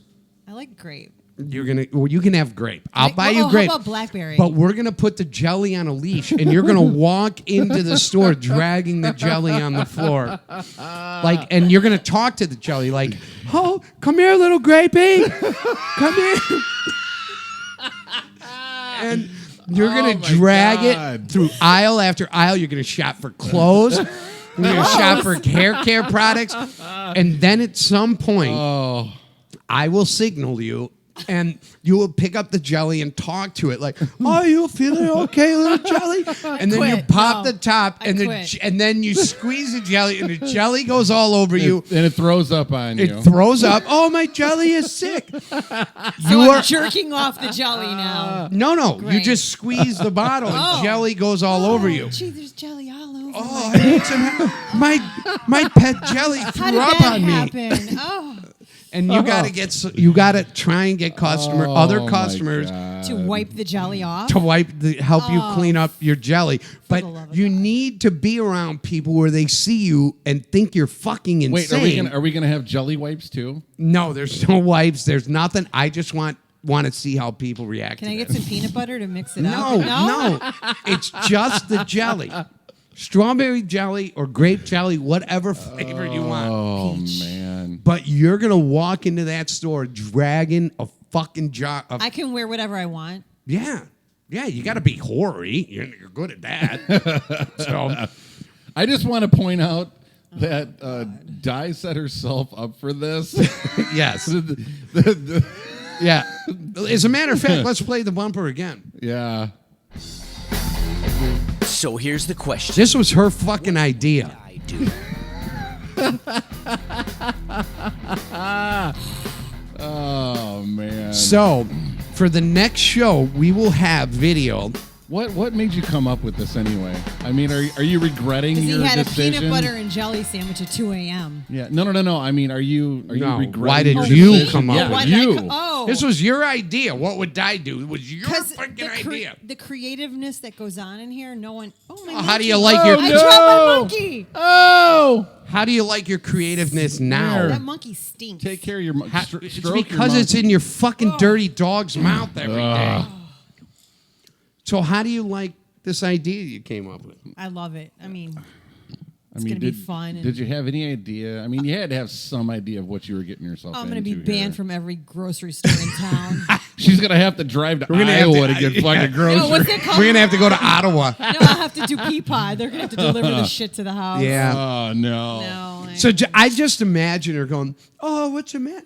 Like she does, like she's dragging the jelly through, and the jelly's going, "Roo, roo, roo," but it's actually coming out of her mouth. She picks up jelly when there's like 3 or 4 people. And You know what? Oh, what's the matter? And she pops the top, and jelly goes everywhere. And she's like, "Oh, what's the matter, jelly? You not feeling good? You feeling sick?" Dude, tie a little Bluetooth speaker to it, and then you can make the little dog Okay, noises now and you're shit. turning this into something that's going to cost me a lot of money. No more. Please. Oh, I got to this tell is you, going to be awesome. And she has to do this by next show, right? by the next show. Nice. We're going to set this up. I'm going to go in and I'm going to Did I film it tell you covert. I'm going to be in Florida for the next week and a half? No, you're not. Bye, everybody. No. But we do have. Hold on. How do I do this? See, this is why I can't fucking do this. This is too much. Yeah, you can't. Turn it around. Let Pam do it. Well, Pam doesn't even know how to work the software yet. Apparently, neither do you. We don't want that. Throw up the Facebook page again. Okay. Throw up, Now, how about throw up our social media accounts. Let everybody know. Twitter, Facebook, and Instagram. Okay, see, you guys don't Instagram. talk while I'm doing this, so you're Well, not what do you- fucking helping me at all. Well, we're I'm still thinking about the we're jelly backing challenge. you up, man. We got your back. How am I going to do this jelly thing? I gotta tell you, fucking dick beaters don't really Can I- have my back. Well, Can you got a week to figure it out. Can I go to the so. 7-Eleven? No, this has to be in a store that's crowded, like probably next Saturday. A crowded store. I don't know. There needs to be people there. If Here- there's not people there, this isn't going to work. 2:00 in the morning. 2 o'clock in the morning No at one's in the Walmart. store. Well, there's people there. We'll What? go to the one in Aurora. I mean, they're gonna think you're a fucking whack job anyway. Yeah. You're just gonna drag this jar of jelly on a fucking dog leash. A plastic jar. Yeah. No glass. Yeah, no, it's plastic. It's Yeah. a squeeze. You've seen the Smuckers with yeah, the yeah. looks like a ketchup bottle. Yeah. And you're gonna talk to it. Oh, hi, jelly. Hi, come on, jelly. I want to see. And her then do you this see, without if laughing. anybody accosts you, you go, it's service jelly. Couldn't it be like cheese? It's my service jelly. I'm gonna Oh my make gosh. sure. I'm Fucking gonna make serious. that's your answer. It's my service It's jelly. my service jelly. No, it's certified jelly. Wow. It helps me get through my emotional problems. Service jelly. It's my Be safe committed. jelly. This is my safe jelly. Yeah. Yeah. Do you guys have a cardboard box I can go take a nap in? Or a straight jacket. Yes. You know I what's- just can I sleep in the cooler for half an hour? You know what's really That's what my confusing therapist says. is that Oh my you're still God. going and going and going on this like Oh, this is gonna be Like- awesome. Are you fucking kidding me? Eric and I I'm can't going wait. to jail. Okay, I am going to be in lockdown. Nah. Better put a couple dollars aside for bail, because I'm gonna be at the bar with Eric. Go fund Diana from jail. Yeah, exactly. We're gonna need a whole new GoFundMe page. How to get die out of jail. Can I get furry handcuffs if I do go? No, they Please, don't. come Cops on. don't have furry I have handcuffs. no intentions of being awful here. Yeah. No, this is gonna be fun. Oh man. For who? For For us. us, for me and Eric and Pam and our audience. So everyone's going with me? No, I'm gonna go and film Hey, it. you know Oh. what? I'll tell you what. I'm going to throw this out right now. You Okay? can't change it up. No. I'm Sorry. not going to change anything up, but I'm going to throw this out there. Anybody that's watching the show, if you catch Dag and Diana out pulling off this stunt and get a picture of them, we will send you an autographed shirt. Yes. And a coffee mug. Oh, a coffee mug As too? long as you have Yeah. bail money preserved for Yeah, this okay, occasion. yeah. You don't have to If have you bail can money. catch them, in the act. They'll let her out on an I bond. I Yeah. guarantee it. We'll need no bail money. If that, they'll just be like, "Oh, this bitch is nuts. She's Get out- crazy. yeah. Let's just relinquish Yeah. her to Dag. And This is going to cost us a lot of money. Let's just let her go." Can we get on to your segment now, smarty ass pants? no, it's not time for Eric's segment. I'm absolutely serious though. If you catch these two in the act of pulling off this stunt and take a picture of it, you we will think send you we an should tell- autographed shirt and a fucking coffee mug. Here's what we will do. Here's what I'll do. The day we're gonna do this, I will show up at your house and I'll hand deliver it. here's what we'll do. I will announce the day we're gonna do it and the time we're gonna do it. Can't Okay. And any fans that want to come and videotape it or whatever, if you come videotape it and you send us video that we can use or pictures and we use them, we'll give you a free Dag Show t-shirt. We got a lot of cool new swag coming out. By the way, at dagshow.com, we have a new store that's opening up at the end of next week. Gonna be working on this. There's like all kinds of cool swag. So you'll get to pick a piece of cool Dag Show swag, and it'll be free. You just got it if we use your pictures or your video.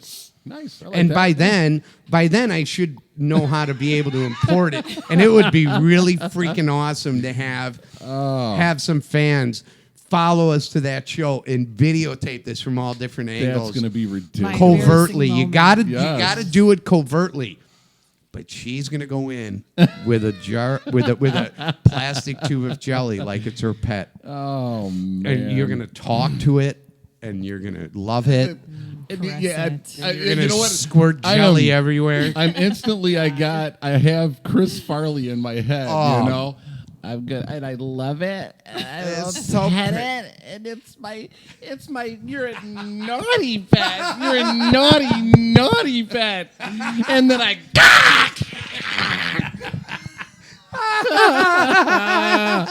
Really funny. This is all funny. This is gonna be freaking awesome. You're a I can't- naughty pet. Stab it, jelly. You stop squirting all over me. You gotta squirt it too, so like when you're like, oh, I'm holding you jelly, and then you're trying to catch a jelly in your mouth. And I'll save some of your squirty jelly. Oh my god. There goes my respect. Oh, it's gonna be freaking. This was your idea. Yeah. Now you're fucked. So I don't really care. I was actually questioning this when you guys came up with this. I didn't come up with this. I know. That's what I'm saying. I was like, oh my god, what has she gotten herself into? I thought it was gonna be like go and like talk to people on the street And say what? I don't know. Hi, I'm Diana. Ooh, that's interesting. Touch my monkey. I don't know. Here I have to go into a I do that when I go get cigarettes. fresh market and like have sex with Smuckers. What is this? This is gonna be. We're gonna need some money from Smuckers. This is your life now. Yes. Yeah. Yeah. Welcome to the Dag Show. We're happy you're here. Oh my gosh. Oh, this is gonna be fucking great. This I'm is so gonna be glad good. she picked jelly. Now, Pam, how do you feel about the jelly thing? When you're talking too much about it, then you're kind of giving it away. Then you gotta leave it up for. Okay, I don't like leave Pam some anymore. mystery. Pam all of a sudden ruined everything for me. I was feeling very good about everything I was doing. I love you, Pam. God. I so want to cuddle you right now. Hey, you know what? I think just the walking that thing through the store like it was, On a like leash. it's her pet is just yeah. Yeah, it's gonna be. I I am mean, gonna there look is- so ugly. Oh, it is. No, you have to. No, you have to be dressed up and look all hot, or it No. doesn't work. Yes, You that's. didn't. You have I to don't know. specify. I just specified it now. It's my task. You have to be hot. Shirt, maybe no bra. Hey, Just so. So I have like to a be wa- the Hey, hot you know what? psychotic chick. I can't Actually- be like the fucking. Excuse me. I'm sorry. Actually, yeah, I'm almost kind of digging the hair's a mess, looking like a homeless person that just walked I just off crawled the street. out of a bush. Yeah. And here I am, like the morning after. The morning I just- after, and here I am. I'm so hungry. I need some. So you want to Yeah. look like me this morning when I just crawled out Like of a bush? Yeah. Oh. Like wearing a really nice dress that's half dirty and like one shoe doing the walk of shame. Oh my God! If she had one high heel on and a flip flop, she was walking funny. I mean, she's supposed to be a nut job anyway, right? Just let her play with it.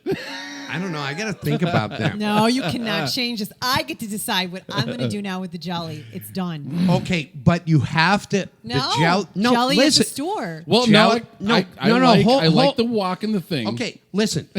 You can wear what you want, but the jelly has to be on a leash. You must drag it in with the jelly dragging on the floor. And Yes. you need to talk to the jelly like, come on, jelly. Come on, jelly. And then you just start walking through the fucking store. And you have to go like look at like T-shirts at Walmart and go, oh, stop it, jelly. How do I look in this? And what kind of hairspray should I get, jelly? You need to go to all these departments. Hey, jelly, you want to look at some camping tents? Should we get this? How do you like this 2-man Coleman camping tent, jelly? And you need to be. We're gonna need some money from Coleman now too. Oh, we're going after a lot of money right now. But this is going to be so fucked up, and it needs to be. What's a timeline? man. We need to define that. Well, by the next show. No, How the duration, long? 30 the minutes. duration, No. 30 Oh. minutes. Yeah.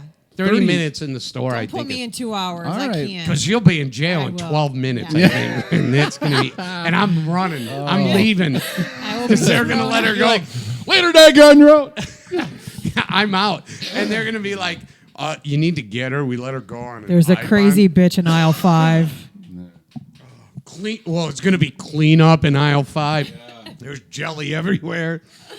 Can I do Somebody, multiple someone call the jellies? police department, please. Can I do a dual jelly? No, you can't have 2 pet jellies. Duel? No, Yeah. you can't. You're not. You can't squirt it on you. It's like you pick it up and then you're holding it and it squirts on you and it's like, oh, my jelly threw up on me. Yeah, it's not like a weird sex show in the fucking aisle 10. Jesus. Look at how she did. That's And right. I'd be squirting jelly on me in the hairspray department in the pharmacy at Walmart. She's my cherry pie. Oh man. What a dumb show. This show's You stupid. people are sick. Wait, hold on. Oh man. Dead. Or cool. Yeah, Oh, we're sick. cool. She's the one making out with a coffee mug. Yeah, we're all fucked up. Oh, cool. I Yeah. love you. I want to make out with you through a mask. Is that a mask? All right, listen. We're gonna play another song by Ken Jagman, and then Can we I call can't- him, please? Can we call him? not yet. What we're time gonna is it in we're gonna Vegas? call. Hey, listen. First of all, Lippy, What? Jelly Girl. Jelly girl. It's We're gonna- Smuckers to you. It's Mrs. Smuckers. I cannot fucking wait for this.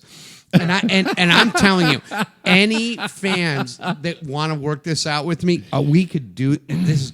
Please, by all means, contact me, PM me. We need as many cameras on this as possible. Work out some multiple And- angles. Oh my God! And you And can reactions post would be shit. bad. Would be good too. Oh my God! It's gonna Just be. like people standing around looking at her like Can't she's believe a I fucking actually nut thought. job. I really thought she was gonna pick yours, and I'm like, okay. Well, she didn't have a choice. It's random. No, Fucking I awesome. I felt it. I know what he feels like. Yeah. All right. How do you know what I feel like? Anyways, All right, whatever. I got nothing. got quiet there for a second. It did. It was weird. Dead space, dead air. So this morning we're getting ready, right? And she's in the tub, and I go into the shower, and I take a shower, and I get out, and I get dressed, and I come back, and she's like, she's Do standing. not.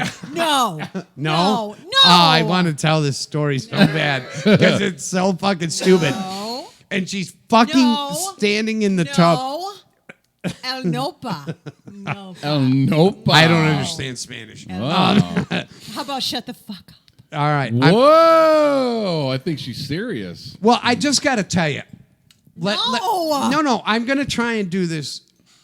I haven't been with a woman who's had her period in a long time because I'm old. And quite frankly, I really, over the last decade, only want to bang chicks who've had hysterectomies. Would you like a heel up your nostril? So now I have this old girlfriend who still gets her period.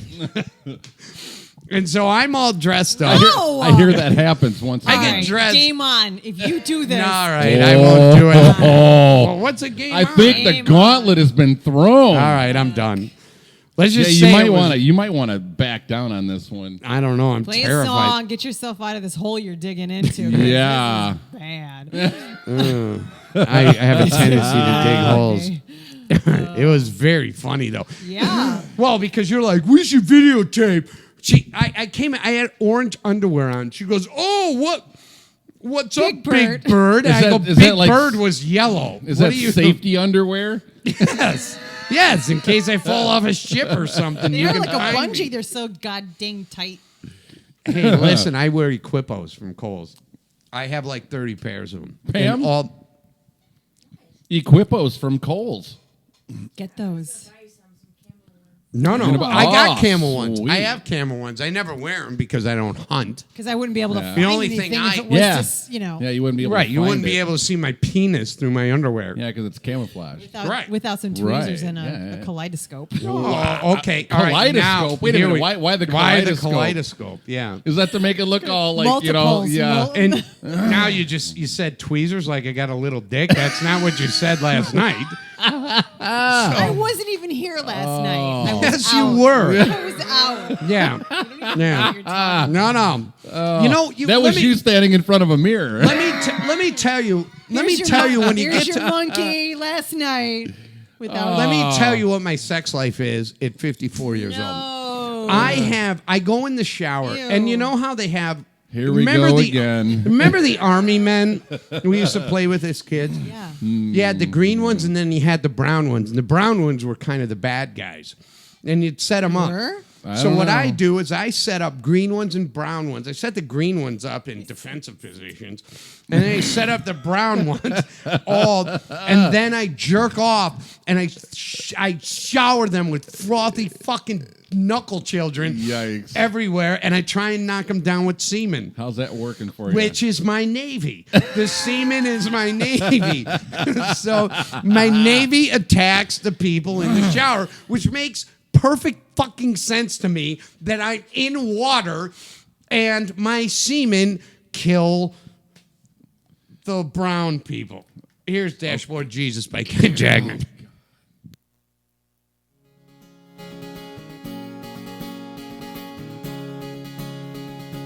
Na na na na na na na.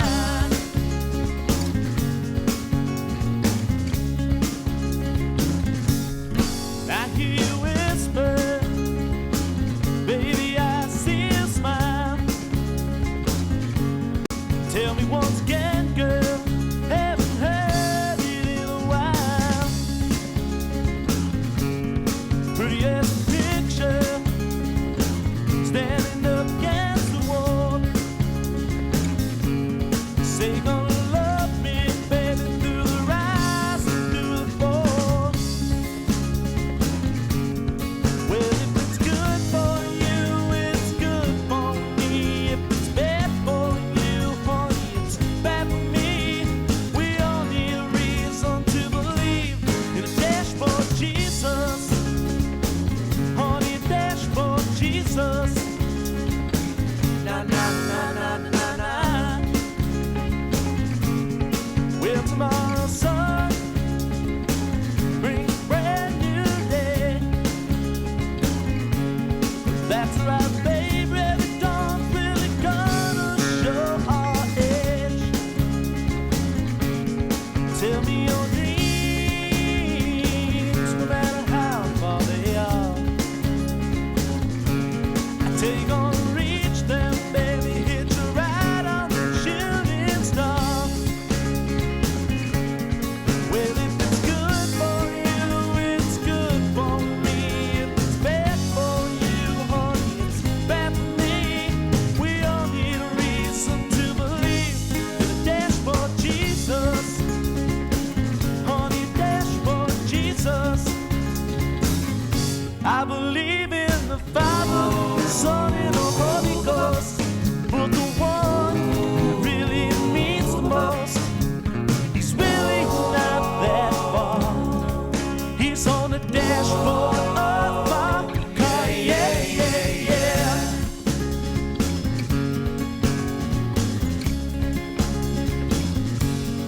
Well, if it's good for you, it's good for me. If it's bad for you, honey, it's bad for me.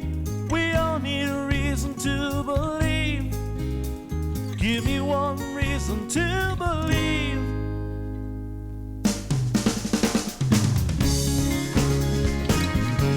Dashboard Jesus.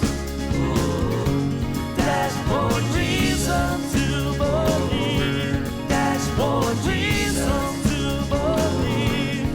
Dashboard reason to believe. Dashboard reason to believe. Na na na na na na na. Oh, that's Dashboard Jesus by Ken Jagman. God, I fucking love that album.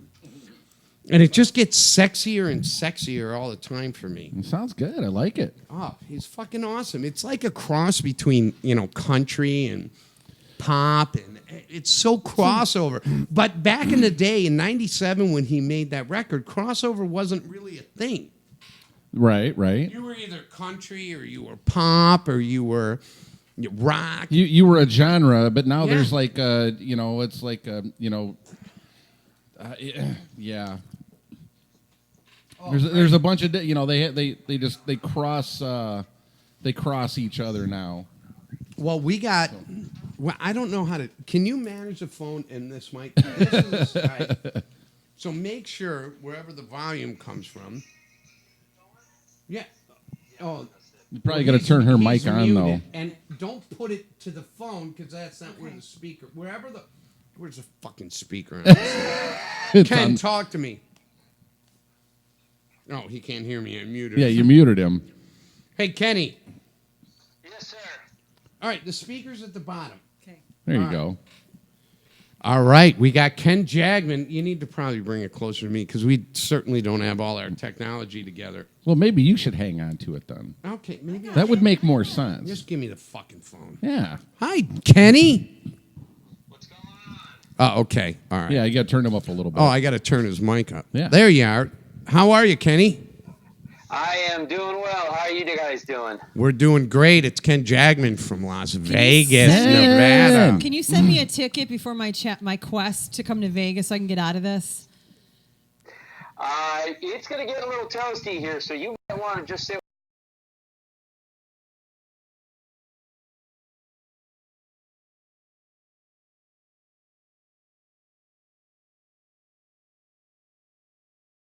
No, she didn't.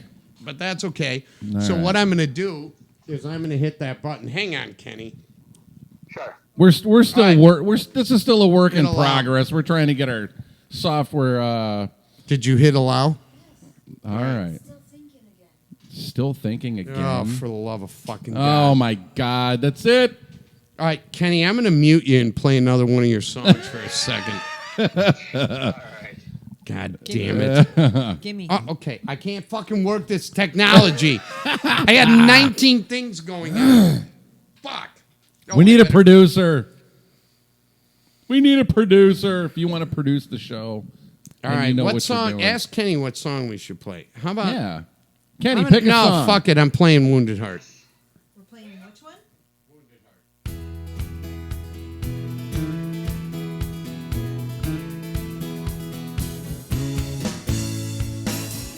There's a man walking down the street, his head hung down in shame, staring at his feet. You can tell that he's been burned, another heart shot to hell, less unlearned. There's a boy sitting on that street, tears roll down his face, he wipes his dirty cheek. And his mama, she's got a bottle in her hand, looks up to the sky, she sees a promised land. You can't hide from a wounded heart. No, you can't hide from a wounded heart. You can't hide from a wounded heart. You can't hide from a wounded heart.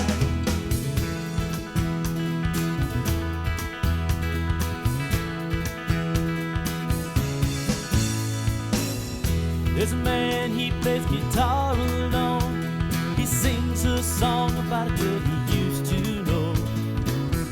Memories flash inside his head. Warm nights by the fire, cold nights in a bed. And his tears, they fall like rain. His heart don't understand, it just feels the pain. Now fear haunts his very soul. Memories of her he can't let go.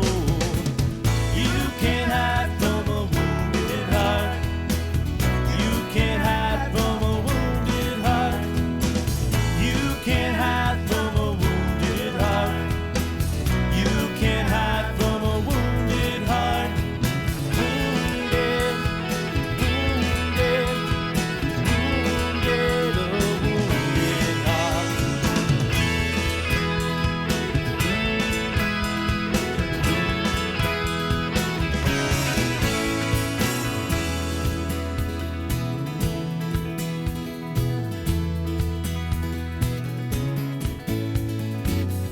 There's a bum sitting on that street. Take a look in his eyes. He's been beat. You can tell he's been wrecked by life. They took his house, his kid. They took his dog, his wife. You can't hide from a wounded heart. You can't hide from a wounded heart. You can't hide from a wounded heart. No, you can't hide from a wounded heart. Wounded, wounded, wounded, wounded heart.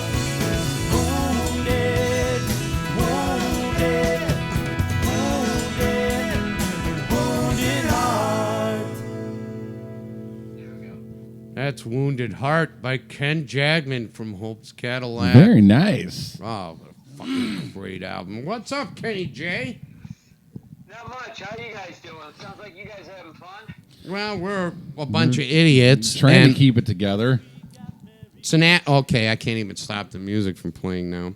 You could just let it go in the background. It would No, have I been fine. want because I want to play the goddamn songs in their entirety. He swears a lot too, Ken. Just letting you know. Oh, Ken's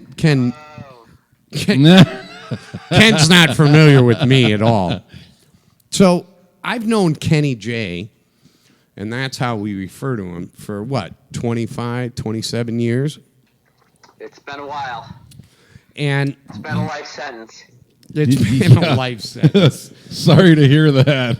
Diana said the other day, because she's gotten to meet a lot of people that I know, and sometimes through just phone calls, but she's like, all the people you know are really nice. Why are you such an asshole? That's actually a great question. It's a fantastic question. But this album Kenny J made, produced by Ralph Covert, from the Bad Examples, who Ralph is a staple in Chicago. And we were talking earlier, Kenny, about how important Chicago music is. We talked about this last night, and how it's kind of like the best thing I've ever heard is, like you said, is it's like pizza. It's kind of regional, and it's important. So tell. I want you to tell this story. There's a song, I haven't played it yet, and it's one of my favorite songs on the album, if not my favorite. Jenny Ray, tell us that story. Yeah, Jenny Ray was the last song we recorded when we did our initial sessions. And these sessions, you're paying for time, and you're paying for the musicians, and you're paying for everybody. So you're just trying to get your money's worth, but you're also trying to get the job done. So this had been one of these marathon recording sessions, and this was the last song on the record. And it was the last song we were going to record that night. Now, Ralph, full credit goes to Ralph for really assembling a group of musicians that, he asked me who I wanted. And I told him these were the guys I wanted and why I wanted them. And who did you? Put it all together. Well, but who did you choose? Well, hold on. Let's back up here. So Ralph, back in the day, and even today, is a well-known producer. Why did you choose? Who are the musicians you chose, and why did you want them? Well, I had there's a couple guys. Jim Workman, who played guitar. Jim was the guy that I came across. I think he was playing for Kathy at the time, Kathy Richardson. Yeah. And he was just filling in. He was kind of like a sub-guitarist, I think. And he was just such a phenomenal musician, and really just such an awesome guy that as an up-and-coming sort of artist, he took me under his wing. And, when we originally started writing some of these songs, when I started writing these songs, I needed a little studio to work with. So Jim invited me over to his place in Palatine. We jammed and we wrote some stuff together. And so I wanted Jim Workman on there because I had already had a relationship with him. And I think that I was kind of the introduction to Ralph and Jim, because Ralph ended up going to play with, Jim went on to play with the Bad Examples for a while too. And then we had, I wanted a bass player, and I really loved Pickles from the Bad Example. He was just one of those cool cats that, man, he could play. He was a blues guy. He was such a schooled musician, really awesome. And then, of course, Terry, who was another Bad Example from the early days. And then there was Greg Marsh, and then we had just kind of some additional guys come on in. And the last song you played, Wounded Heart, actually I got the opportunity to play with John Siegel, who's one of my heroes from The Insiders, and it's kind of like my homage to The Insiders. And so I just kind of told Ralph this was who I wanted. He said, well, let's see if we can get him. And lo and behold, we showed up to a studio one day, and everybody was there, ready to go. Wow. And I got to tell you, can you hear me okay? Yeah, I can hear you. So, I've known you a long time, and you're one of those artists that, has this unique ability to write just these amazing songs.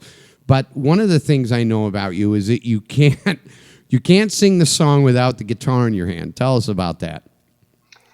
Yeah, well, the problem is I'm a one-trick pony. That's why it was the Ken Jagman band. I couldn't really, it just wasn't good playing with other guys. It was in my head, and the music is about feel. It's about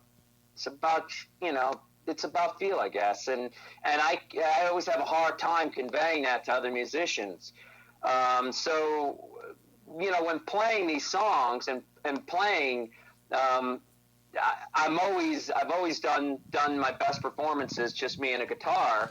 And then when I get musicians that jam with me when we do live shows and stuff, when we did them, the guys were just really talented and good that they could follow along, play along, and keep up with the little circus going on in my head. And so Jenny Ray was just one of those songs. We were late at night, maybe it was early in the morning actually, and the producer and Ralph and the engineer said, "Let's lay this last track down, guys. At least let's get something on." Well, hold on before you go to Jenny Ray, man, because that's the song on the album that is really the pinnacle of what, in my opinion, and I've been in this business a long time, as you know, that is what defines this record. And it's the last track on the album.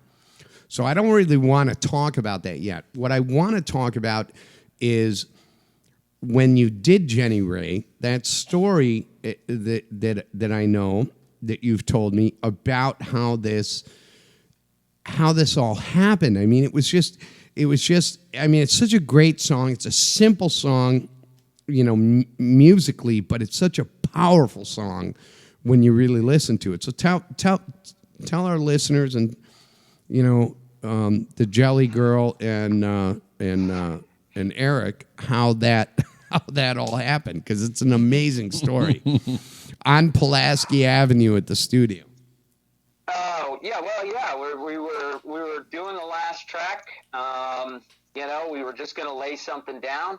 I started playing, and we start playing it, and these guys are just awesome musicians. So that they just start jamming along. But about the first third of the song, I just started jamming. The fingers are going. They're hurting. They're bleeding. You've just been going at this all night.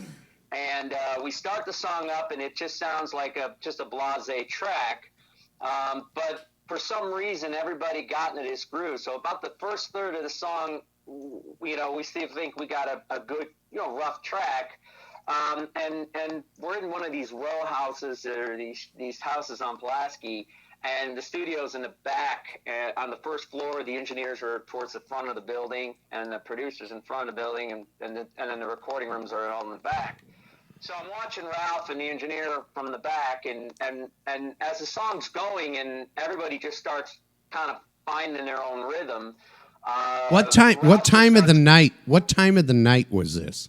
Well, you just said it was like 2 o'clock in the morning. It was probably about 4 or 5 in the morning. It was the end of the 24-hour session. We started at 8, and I think we were wrapping it up close to that. So it was a 24-hour marathon.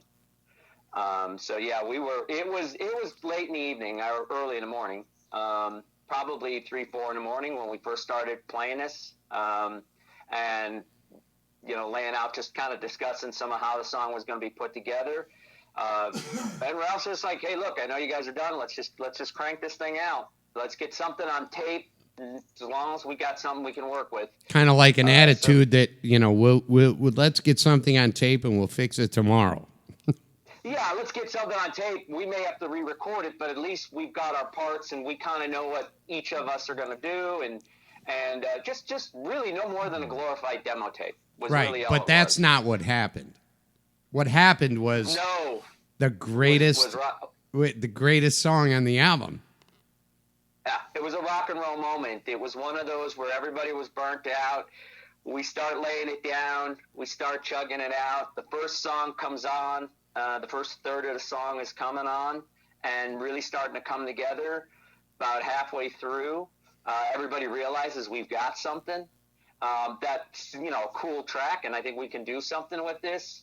And as we're going on and playing, the third track was I should say 3/4 about the way in.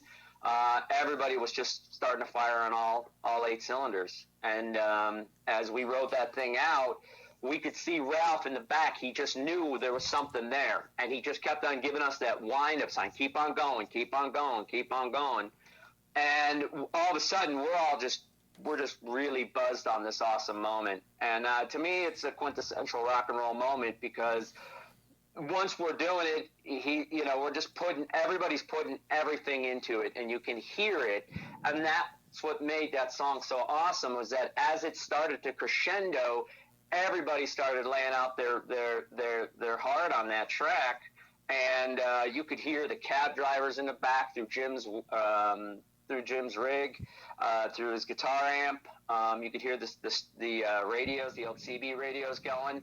And it was just, it was really a rock and roll moment that we just couldn't duplicate. And as we're trying to figure out how to end this song, because we realized 3/4 of the way we got something here, Ralph's, whipping his hand saying, keep on going, I got to figure out how to cut this off. But to us, we just kept on pushing it harder and harder and harder. And then, at the end, he's like, I need you to scream, I need you to scream. And he's shouting that through the window. And I was done at that point in time. And then he comes in, you can hear right at the end of the track, he starts screaming as he's running in, saying, this is how you wanted to end the song. And we wrapped up the session on that tune, but it was one of those that when everybody was done, that was just, it went from being a demo to an awesome jam song. And everybody just got their chance to lay it out. Well, and from that point on, we couldn't duplicate vocals after that. Ralph, we tried doing vocals multiple times over it later, in different sessions, and we could never duplicate that feeling and that intensity to that song at that moment. And it's not a perfect song, and it wasn't never supposed to be a perfect song. And I think that's why it makes it such a special song, and that's why we wrapped up the record with it. We left everything in. Ralph even said, he said, we'll cut the scream out at the end. We'll cut the radio out. I said, no, you got to leave it. You got to leave it, because Sometimes that's what it was. It was a moment, and you can't rob the moment. Yeah, sometimes the improv stuff, the things that you don't expect, and it just kind of falls together, is like the best stuff you come up with ever. Well, because it's natural, It's organic, yeah. Yeah, and that's what's amazing about writing and writers from Chicago. Now, I'm not saying that other places don't, in other cities, artists don't write organically, but there's something very special about the Chicago feel. And as I say that, I want to go ahead and play this song, Jenny Ray. I got one question for him. If sure. I could. Sure. I just Ken, what's what do you have a lot of different genres here that I'm kind of hearing. What were your inspirations? As far as who did you listen to? Who did you? As a baby, my mother sat me in front of an 8-track player with 3 8-tracks. One was Johnny Carson. Or not Johnny Carson, Johnny Cash. Oh, Johnny Carson. Nice. Johnny Carson. Johnny Carson had 8 tracks? Yeah, actually, Johnny used to sing a lot. Johnny Cash, Willie Nelson, and the Highwaymen. Nice. And then Elvis Presley live in Madison Square Garden. Well, I would sit there over and over, listen to that, and just listen to those records. That was my babysitter, that and a dog. And my mother would just clean the house, stick me, and I'd take one 8-track out, put the next one in, take that one out, put the next one in, and I'd listen to it over and over and over again. And I mean, she had other music like Peter, Paul, and Mary and stuff like that, but I wasn't into that. But there's something that resonated with me with those acts. So music-wise, as I grew up a kid in the 80s. I had the influence of the metal stuff, the 80s hair bands. Well, you were a big metal. You're a big metal fan. I know you are.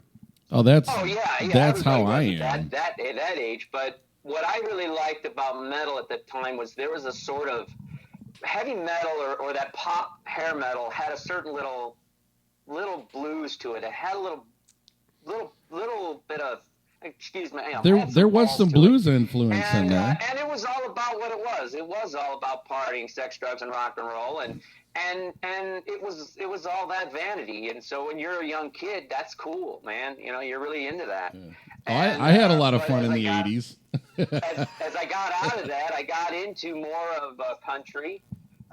You know, that's when the country thing started playing up. I got a gig at a radio station working as a DJ in college, and I was playing some country. I was listening to some oddball stuff like Sawyer Brown and Billy Dean, and these were guys that even today aren't terribly popular country artists, but they did that pop country crossover that you see today now with stuff. I mean, it's so pop. That is what country music is today. Is these guys were the originators of it. So it went away from the George Strait and the Alabama to more pop influenced stuff, and so I started playing that, and then I came across some records by a guy by the name of by a band called the Bad Examples, and Not Dead Yet, and so I heard that tune. We play that was song. it. We play that song on the show pretty regularly. So That song was just kind of, that is to me Chicago. That is, it's in your face. We're tough. We're bare knuckle. We have our differences as people, as cultures. You know, Chicago is very culturally diverse, and it's very musically diverse. And so, you know, you have the blues, you have the metal, and you had everything in between it. And so you just go to different parts of the city, and you could go. I played jazz clubs, I played rock clubs, I played everywhere. But you know, it was original in that sense. And I think that Ralph and Kathy Richardson, you've mentioned a couple of them. They're really great. You know, they were the forefront to that. And I think the Insiders were one of those bands that, like you and I said, Darren, they got robbed. They just got robbed. In my opinion, maybe I it was agree. a day late, a dollar short, or they were just too early. Phenomenal writing, awesome guitar players and musicians all around, and you don't get that. You didn't get that in metal. You didn't get that in the grunge thing, and we tended to cross right over that. And I think that's will be the burden to bear for all the Chicago musicians, is that we'll always be a day late and a dollar short, or we were too ahead of our time. But we don't seem to catch up with the West Coast, and the East Coast doesn't care. Well, I got to tell you, Kenny, there's a couple of writers in Chicago that have blown my mind. The Melody Brothers and you. And hands down, this is one of the greatest records ever to come out of Chicago.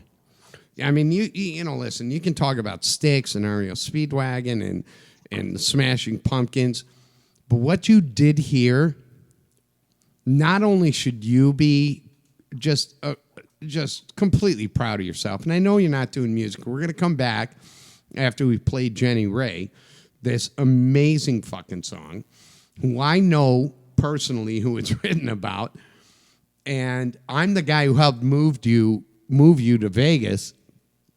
This is a very, very important song, I think, in Chicago musical history. I think this album's an important part of Chicago music history.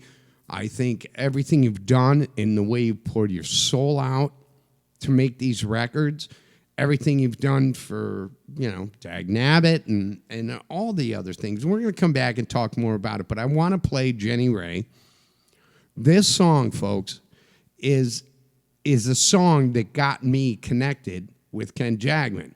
Now, back in the day, when we started, when Dag Nabbit had moved their studio to Park Ridge, and we ran across Ken Jagman, it was all out of distribution in my relationship with Midwest Artist Distribution. And I heard this record. Linda and I heard this record, and we went, "Holy fuck! Who is this guy?" talking about. Where the fuck did this chubby kid come from? Because you were a chubby guy then. and then we became friends, and the rest became history. So I'm going to play some Jenny Ray, and let's do this. We'll come back. Let's talk a little more. Talk a little bit about our history and our relationship. I told a great story to Diana about the time you showed up at the studio, and Linda and I were out doing the radio show, and it was flooded. We'll come back and we'll talk about that. Right now. This is Jenny Ray off of Ken Jagman's album, Hope's Cadillac.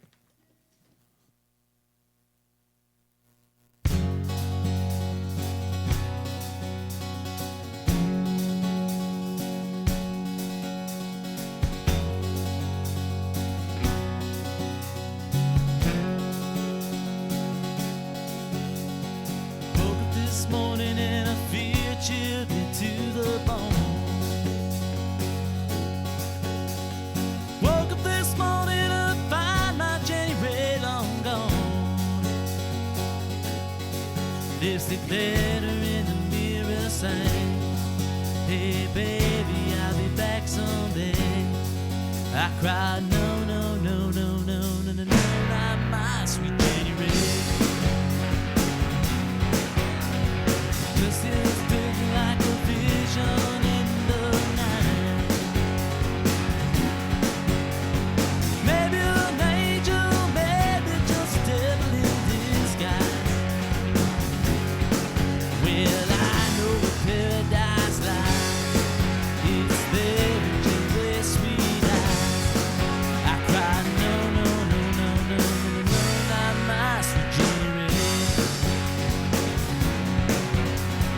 Hello, good morning, how you doing, Miss Jenny Ray? Would you like a cup of coffee, baby, please? Won't you please stay? 'Cause last night I almost died in your arms. One of your kisses were heaven sent. I cried, no, no, no, no, no, no, no, not my sweet Jenny Ray. Hello, good morning, how you doing, Miss Jenny Ray? Just the other day I got a postcard from the West Coast. Stressed to legend, it was sent by a ghost. It read, I got son, I got son. I even got a gold ring on my left hand. I cried, no, no, no, no, no, no, not my sweet Jenny Ray. I cried, no, no, no, no, no, no, no, no, not my sweet Jenny Ray.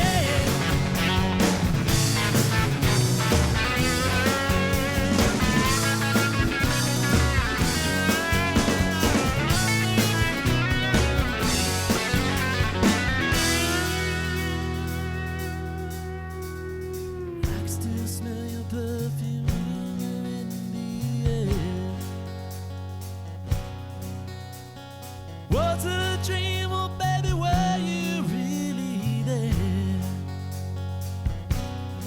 Sit at the edge of the bed and I stare at your empty pillow there. I cry, no, no, no, no, no, no, no, no, not my sweet Jenny Ray. I cry, no, no, no, no, no, no, not my sweet Jenny Ray. I cry, no, no, no, no, no, no, no, no, not my sweet Jenny Ray. I cry, no, no, no, no, no, no, no, no, not my Jenny Ray. I cry, no, no, no, no, no, no, no, not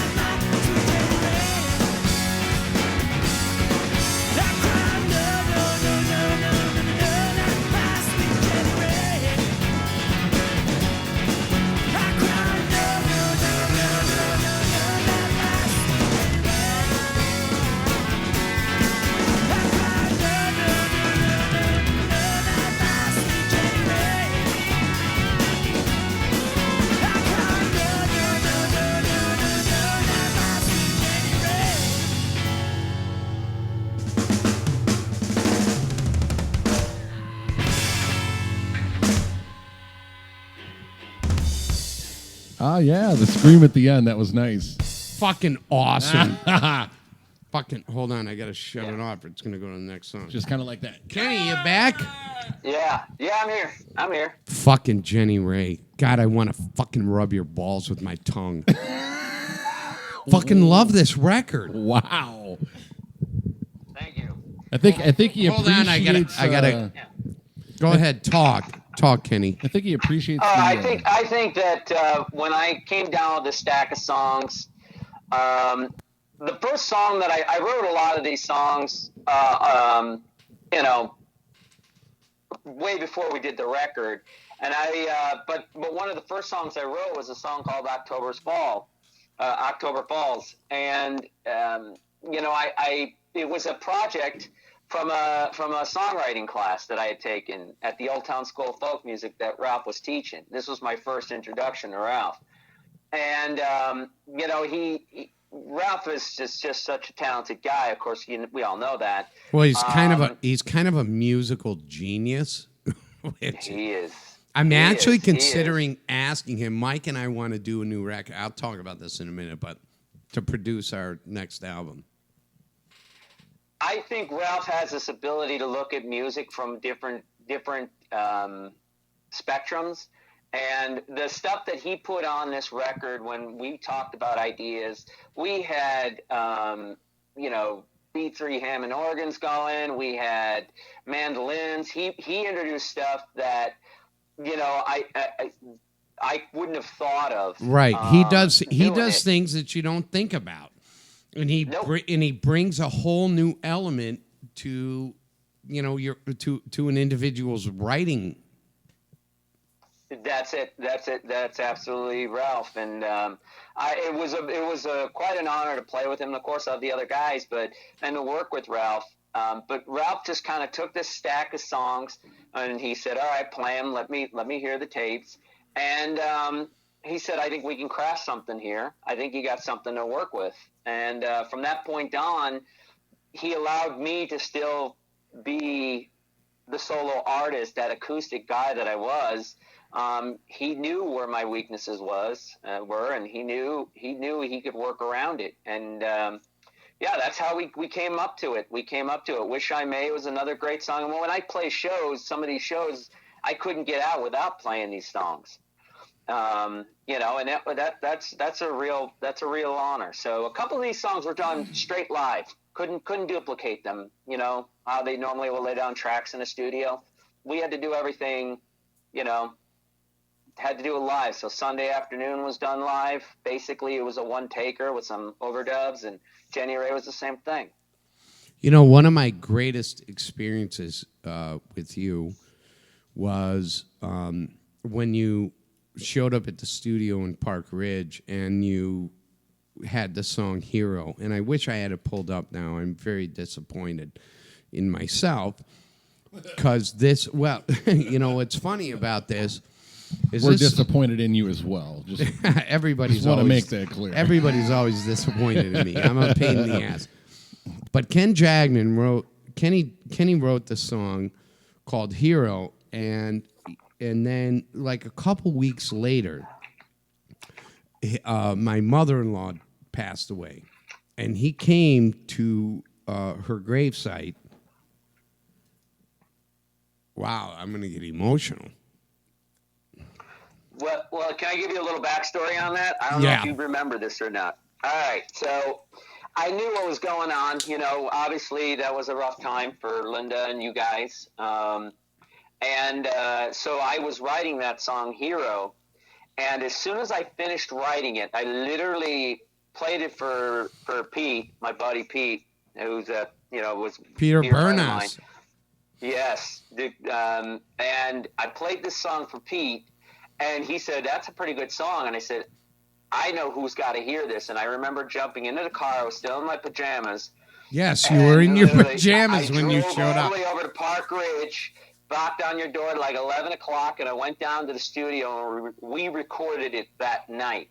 Yes. I wrote that song earlier that night. At 7 o'clock, I was done. By midnight, we were in that studio in Park Ridge, recording that song, and I believe the only actual legitimate recording is that version. It's the one I have. Yeah, I have it on CD. I mean, it's you know, I'm literally. This is a little weird. I can actually.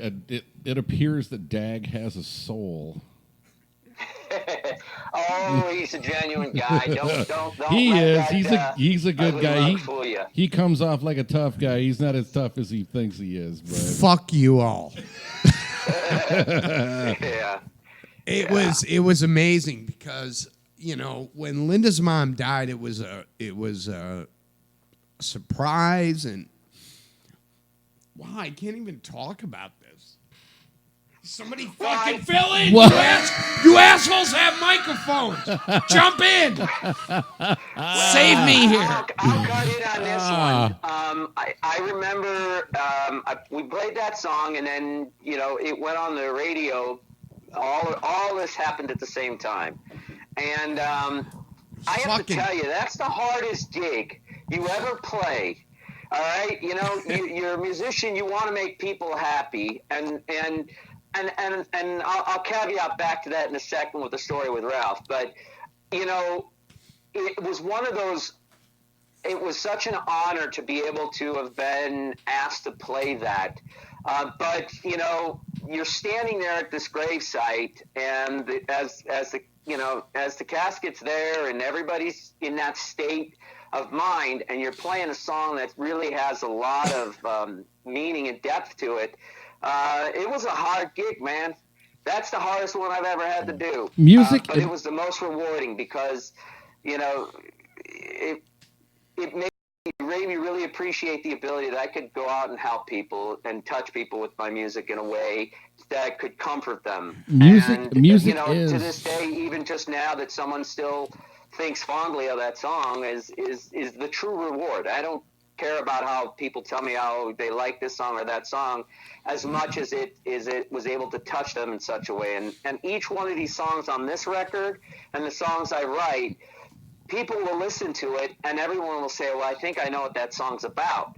And I let them tell me what they think it's about, and everybody has a different version of it. Some people think October Falls means something other than what it is. And if it is, then so be it.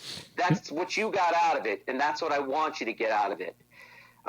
Music is based on emotion. That's cool. That's a really cool, it's an honor. And so for me, you know, it wasn't always about the shows. I was a really kind of a shitty rock star in that sense, where I wasn't out, you know, I didn't go hang out and party and drink and do all that stuff. I played my shows, sold my CDs, said my thank yous, packed up my guitar and left and went to the next thing.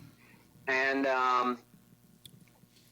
but when I could play for people and someone would say, that song really resonates with me, that's the reward. That's the ROI on investment. Jesus fucking Christ! I'm crying like a baby. Can't stop thinking about that song, "Hero."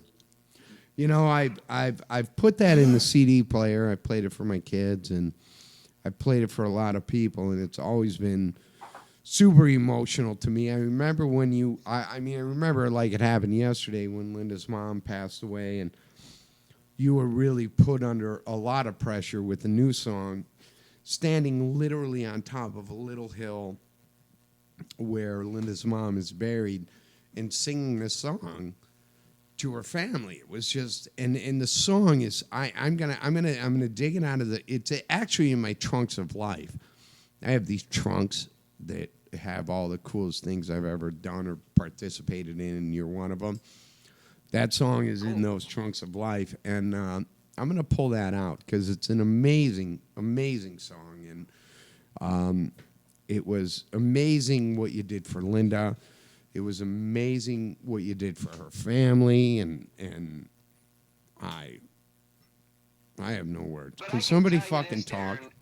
Is the experience at the Dag Nabbit years that we were doing that and we were playing and all of that was transpiring. You've always been that. You have been you wanted to be like the the coach for the Bad News Bears. You had this cast of characters that come onto the field, you ran it like a family. And I think that's what we took from it, was that we each all, from everything from the mime Stewie down to, Double Aaron and to all the different musicians, to Mike, just being able to do all these things. You opened up a lot of doors for a lot of people that would have never gotten those doors to be opened in the first place. And that takes a lot of courage, and it takes a lot of balls to do that. And you're not afraid to put yourself out there. And so that's who you are. That's what you do. So, for me, it wasn't because it was an opportunity to get a song on the radio. For me, it was an opportunity to help somebody out and be part of something bigger, which was the family. Everything from the goddamn bird down to the mime. That fucking bird was mean. There was the meanest bird.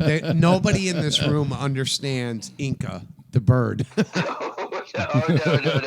And Inca is like was her own little 8-track recorder.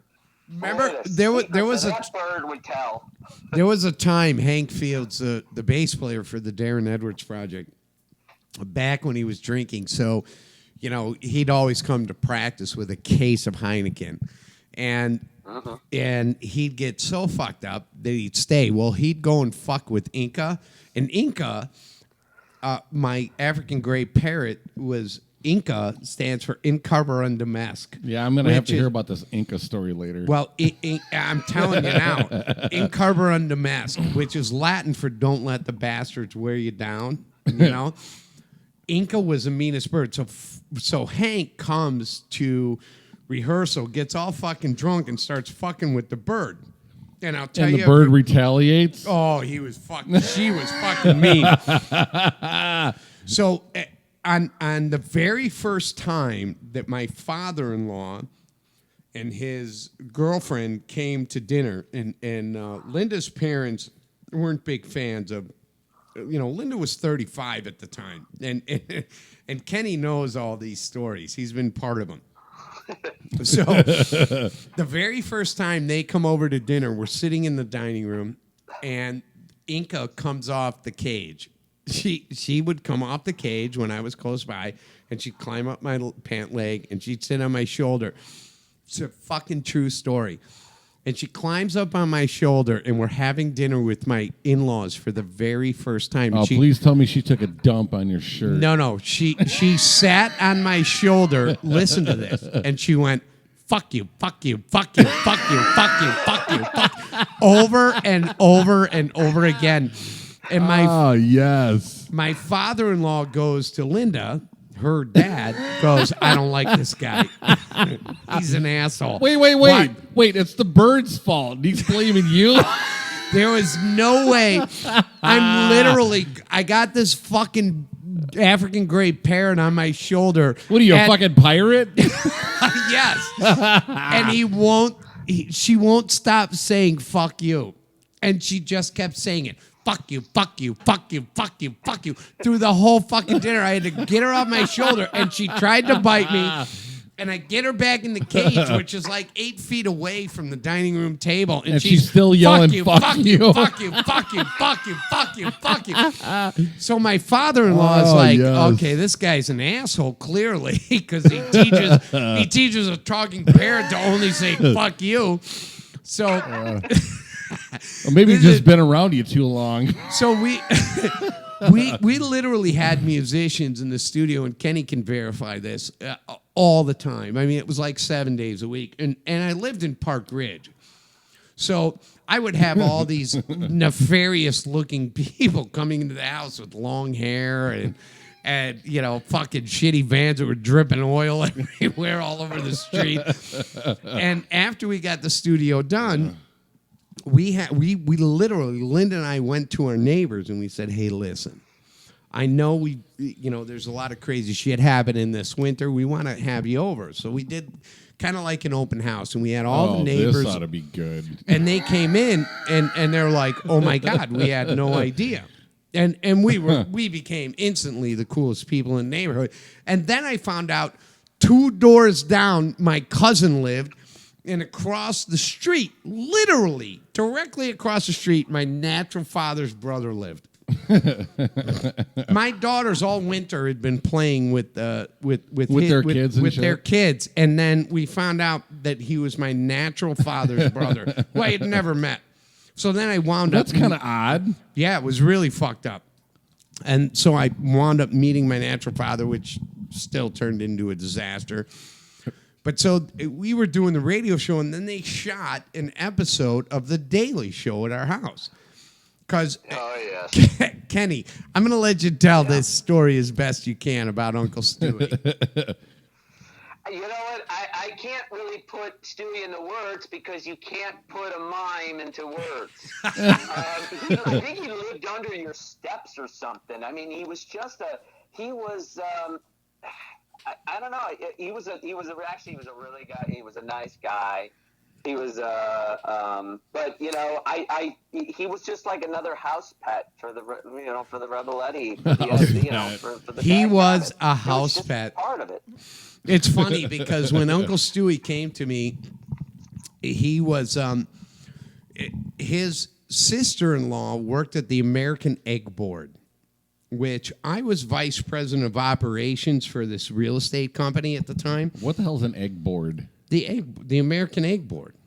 Okay. They were the ones who market the eggs. Yeah, I guess. Okay. So anyway, so one of these girls comes to me and she says, "Listen, my brother-in-law, he's an electrician.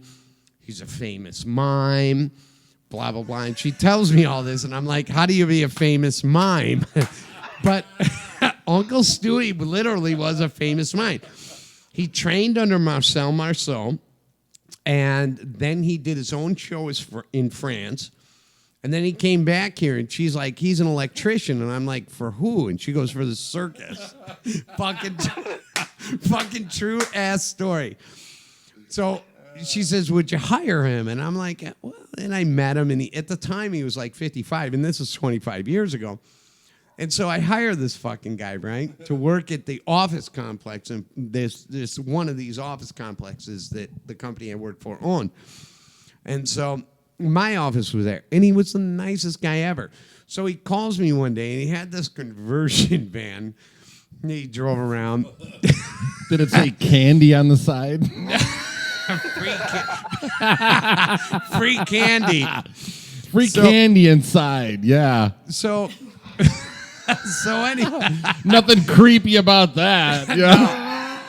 So I hired this guy, and he was awesome. And then he comes to me one day, and he says, listen, I need a place to live. Well, behind the van wasn't good enough or what? Behind the studio in Park Ridge, I had built in our studio there. We had a control room, we had a drum room, we had a big family room to the side, and behind it we had another room that was going to be another music room, but it was kind of like a bedroom.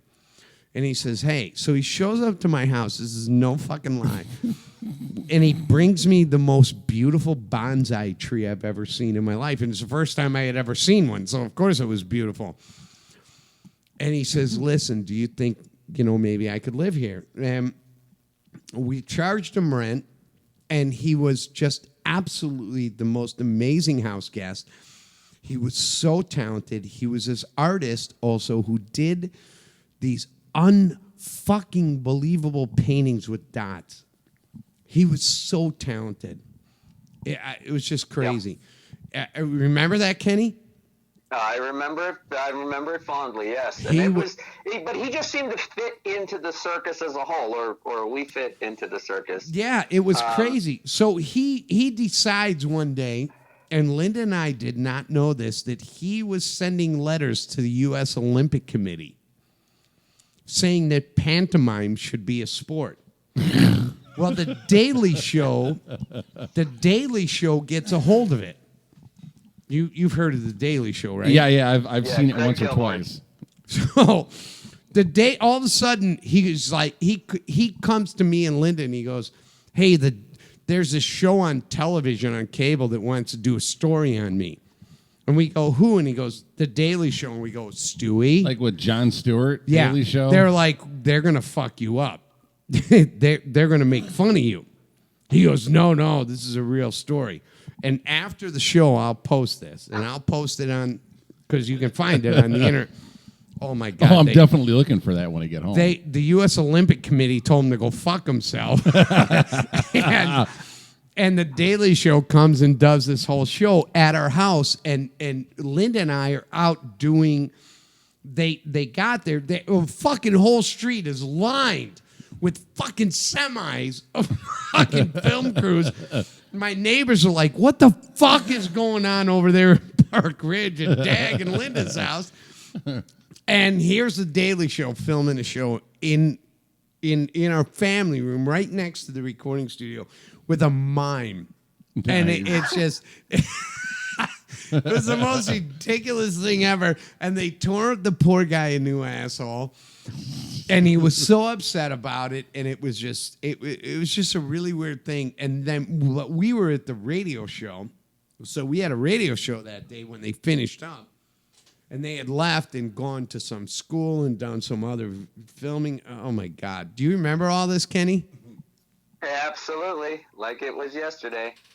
I mean, you talk about an obscure little organization like Dagnabbit, who had been around for, 10 years already, but not really able to accomplish much. And then all of these weird things were connected to us, And we met Kenny Jagman, then we had Stewie, and we were working with these other artists, and I was developing and arranging and producing music for Japanese artists and doing Budweiser commercials, and it was just, everything just went fucking... Did you get to work with Spuds?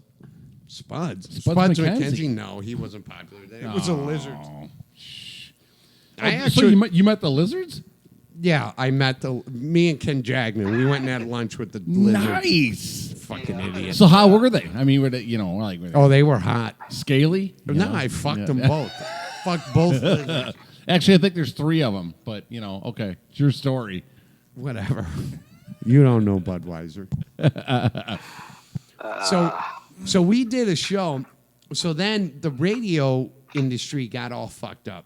Napster had started screwing things up, and radio was getting bought up by everybody.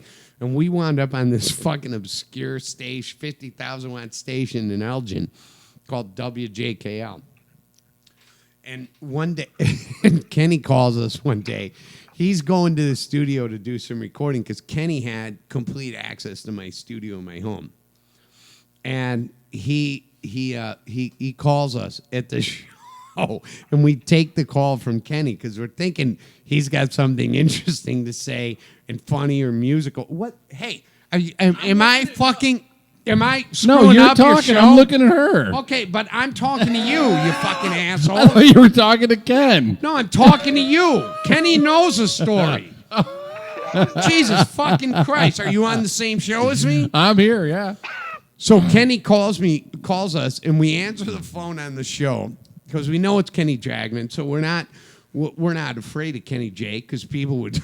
He didn't answer every call. We had a producer, and they're like, kind of like we need here.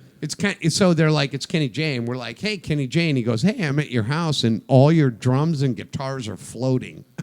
Oh, that sucks. Do you remember that, Kenny? Oh, yeah. Stewie and I emptied that whole studio in about, it must have seemed like an hour. We just hustled it. But I walked down there, and I'm at about the 4th step down in the basement, and I just see guitars floating by, drums floating by, Stewie shit floating by. And, it was 2 feet of fucking water. He goes, this isn't good. It was bad, and Kenny's like, yeah, everything's floating. We're trying to get your attention here. Oh, okay. I'm trying to do a fucking show here, and I don't give a fuck about time. It's a dag show. I don't fucking... really? Oh, there comes the hammer. So the hammer's coming down. Okay. So Kenny J's there. He's like, no, I'm standing on the steps. There's like 2 feet of water in here, and Mike's drums are floating, and there's guitar cases floating. We're like, oh, my God, we got to get home. But we had to finish the show. So like true loyalists to the music industry, we finish the show, we get home, and yes, the entire lower level of the building is completely flooded, and everything is all the musical heads are floating. But Kenny and Stewie had managed to pull most of them out. So those are great stories. Yeah, those are good times. They were definitely good times. Man, we had amazing times. We had amazing times. Dinners with Dag Nabbit. God. We should do a little bit, or not a bit. We should do one of those, like, dinner with Dag. We should do. I We like should that. bring that back. Dinner with Dag was fun. Yeah, I like dinner with Dag. I mean, we had a lot of fun. We had a good time, and it was always somebody. There was always somebody who came up and went. They'd look at Lynn and they go, "What? God, you're so pretty. What the fuck are you doing with him? this guy? He's an idiot." And I have trunks of promos and tapes of people going, "God, he's an asshole, but you're awesome." It's kind of like the same thing with Die Now. Yeah, nothing ever changes, obviously. Right. Some things never change. So, Kenny, listen, what would you like us to play? Yeah, off Hope's Cadillac. What's your favorite track off Hope's Cadillac? I would have to say that the song "What the Smile Hides All the While." I think you might have played this earlier, but I'll tell you a creepy story that has to go with this, and why. This was one of the first songs I ever wrote. I had just moved to my first apartment out in Elgin. I must have been 18 years old or so, and I was back then. There was this thing called the newspaper that they would deliver daily to your house, and called the Daily Herald. What a novel idea. Hey, I think it's still there, yeah, too. And I had this weird thing where I was, I didn't have a lot of money, so I'm sitting there and in my kitchen, and I see on next to the movie section is this obituary. And the obituary it says, "To my son, Kenneth." So all of a sudden, I read that.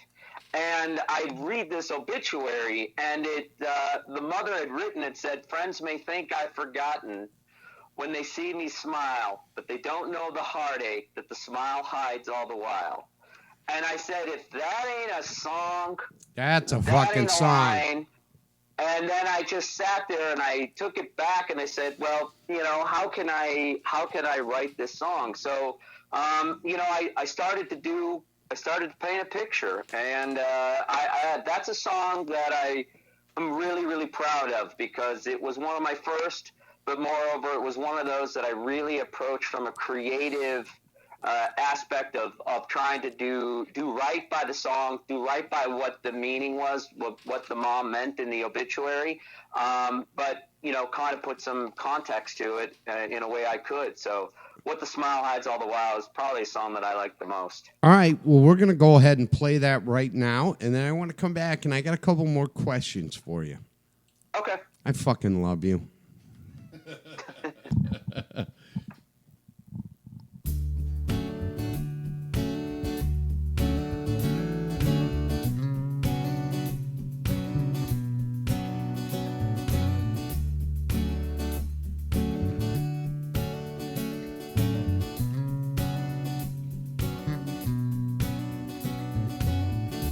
Will I sit here and write another confession? I've got a notebook that's filled to the brim with the truth. It's been filled with thoughts, hints and allegations. I just can't seem to share them with you. We said more words in letters, baby, than we said eye to eye. Is the feeling deep down, baby, that we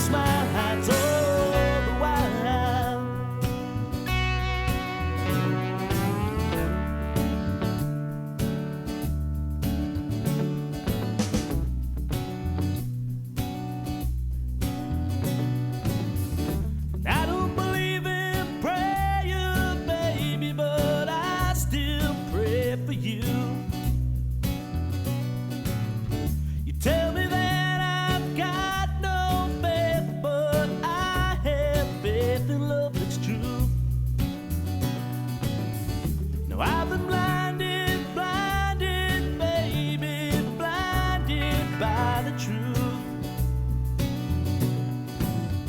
But you're the victim of your conscience, and your conscience knows the truth. Friends may think I've forgotten when they see me smile. They don't know the heartache that the smile hides all the while. I sit alone at a 10 for 2, wondering where the hell are you?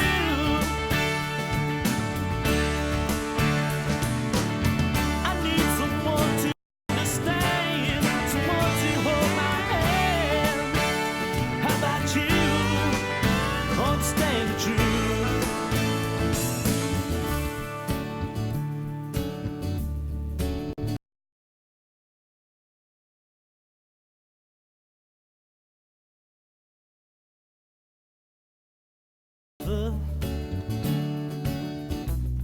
The cards have all been played. I guess we're both the kings and queens of a losers parade. Friends may think I've forgotten when they see me smile. They don't know the heartache that the smile hides all the while.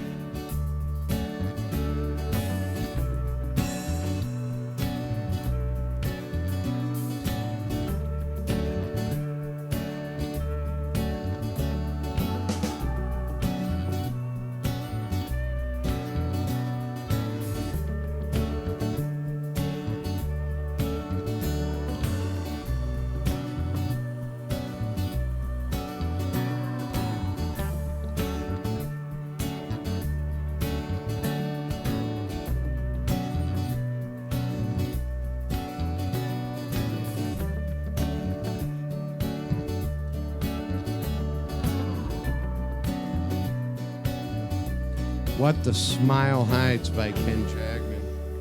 Fucking unbelievable album, Kenny. And it's Thank you. it's very exciting, you know, for me to be able to, you know, do the DAG show and bring this kind of exposing music idea back, and for you to be the first of who I want to expose. I really want to bring attention to what you've done, your talent, and because it's remarkable. And thank you. Well, thank you. Thank you. No, fuck you. Thanks, Kenny. Thanks for being here. But, yeah, thanks for turning me up, too, there. No, I just turned you up. Everybody stop yelling at me. No, thanks for joining us, Kenny.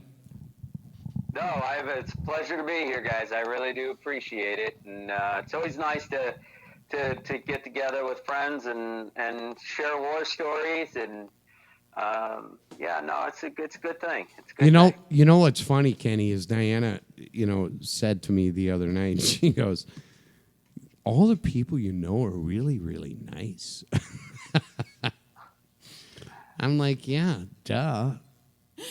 Didn't you already say that once? Did I say that once? I think you did. Oh, well, fuck Yeah. 'em. Might be Alzheimer's. Could be. I don't care. I don't really give a fuck.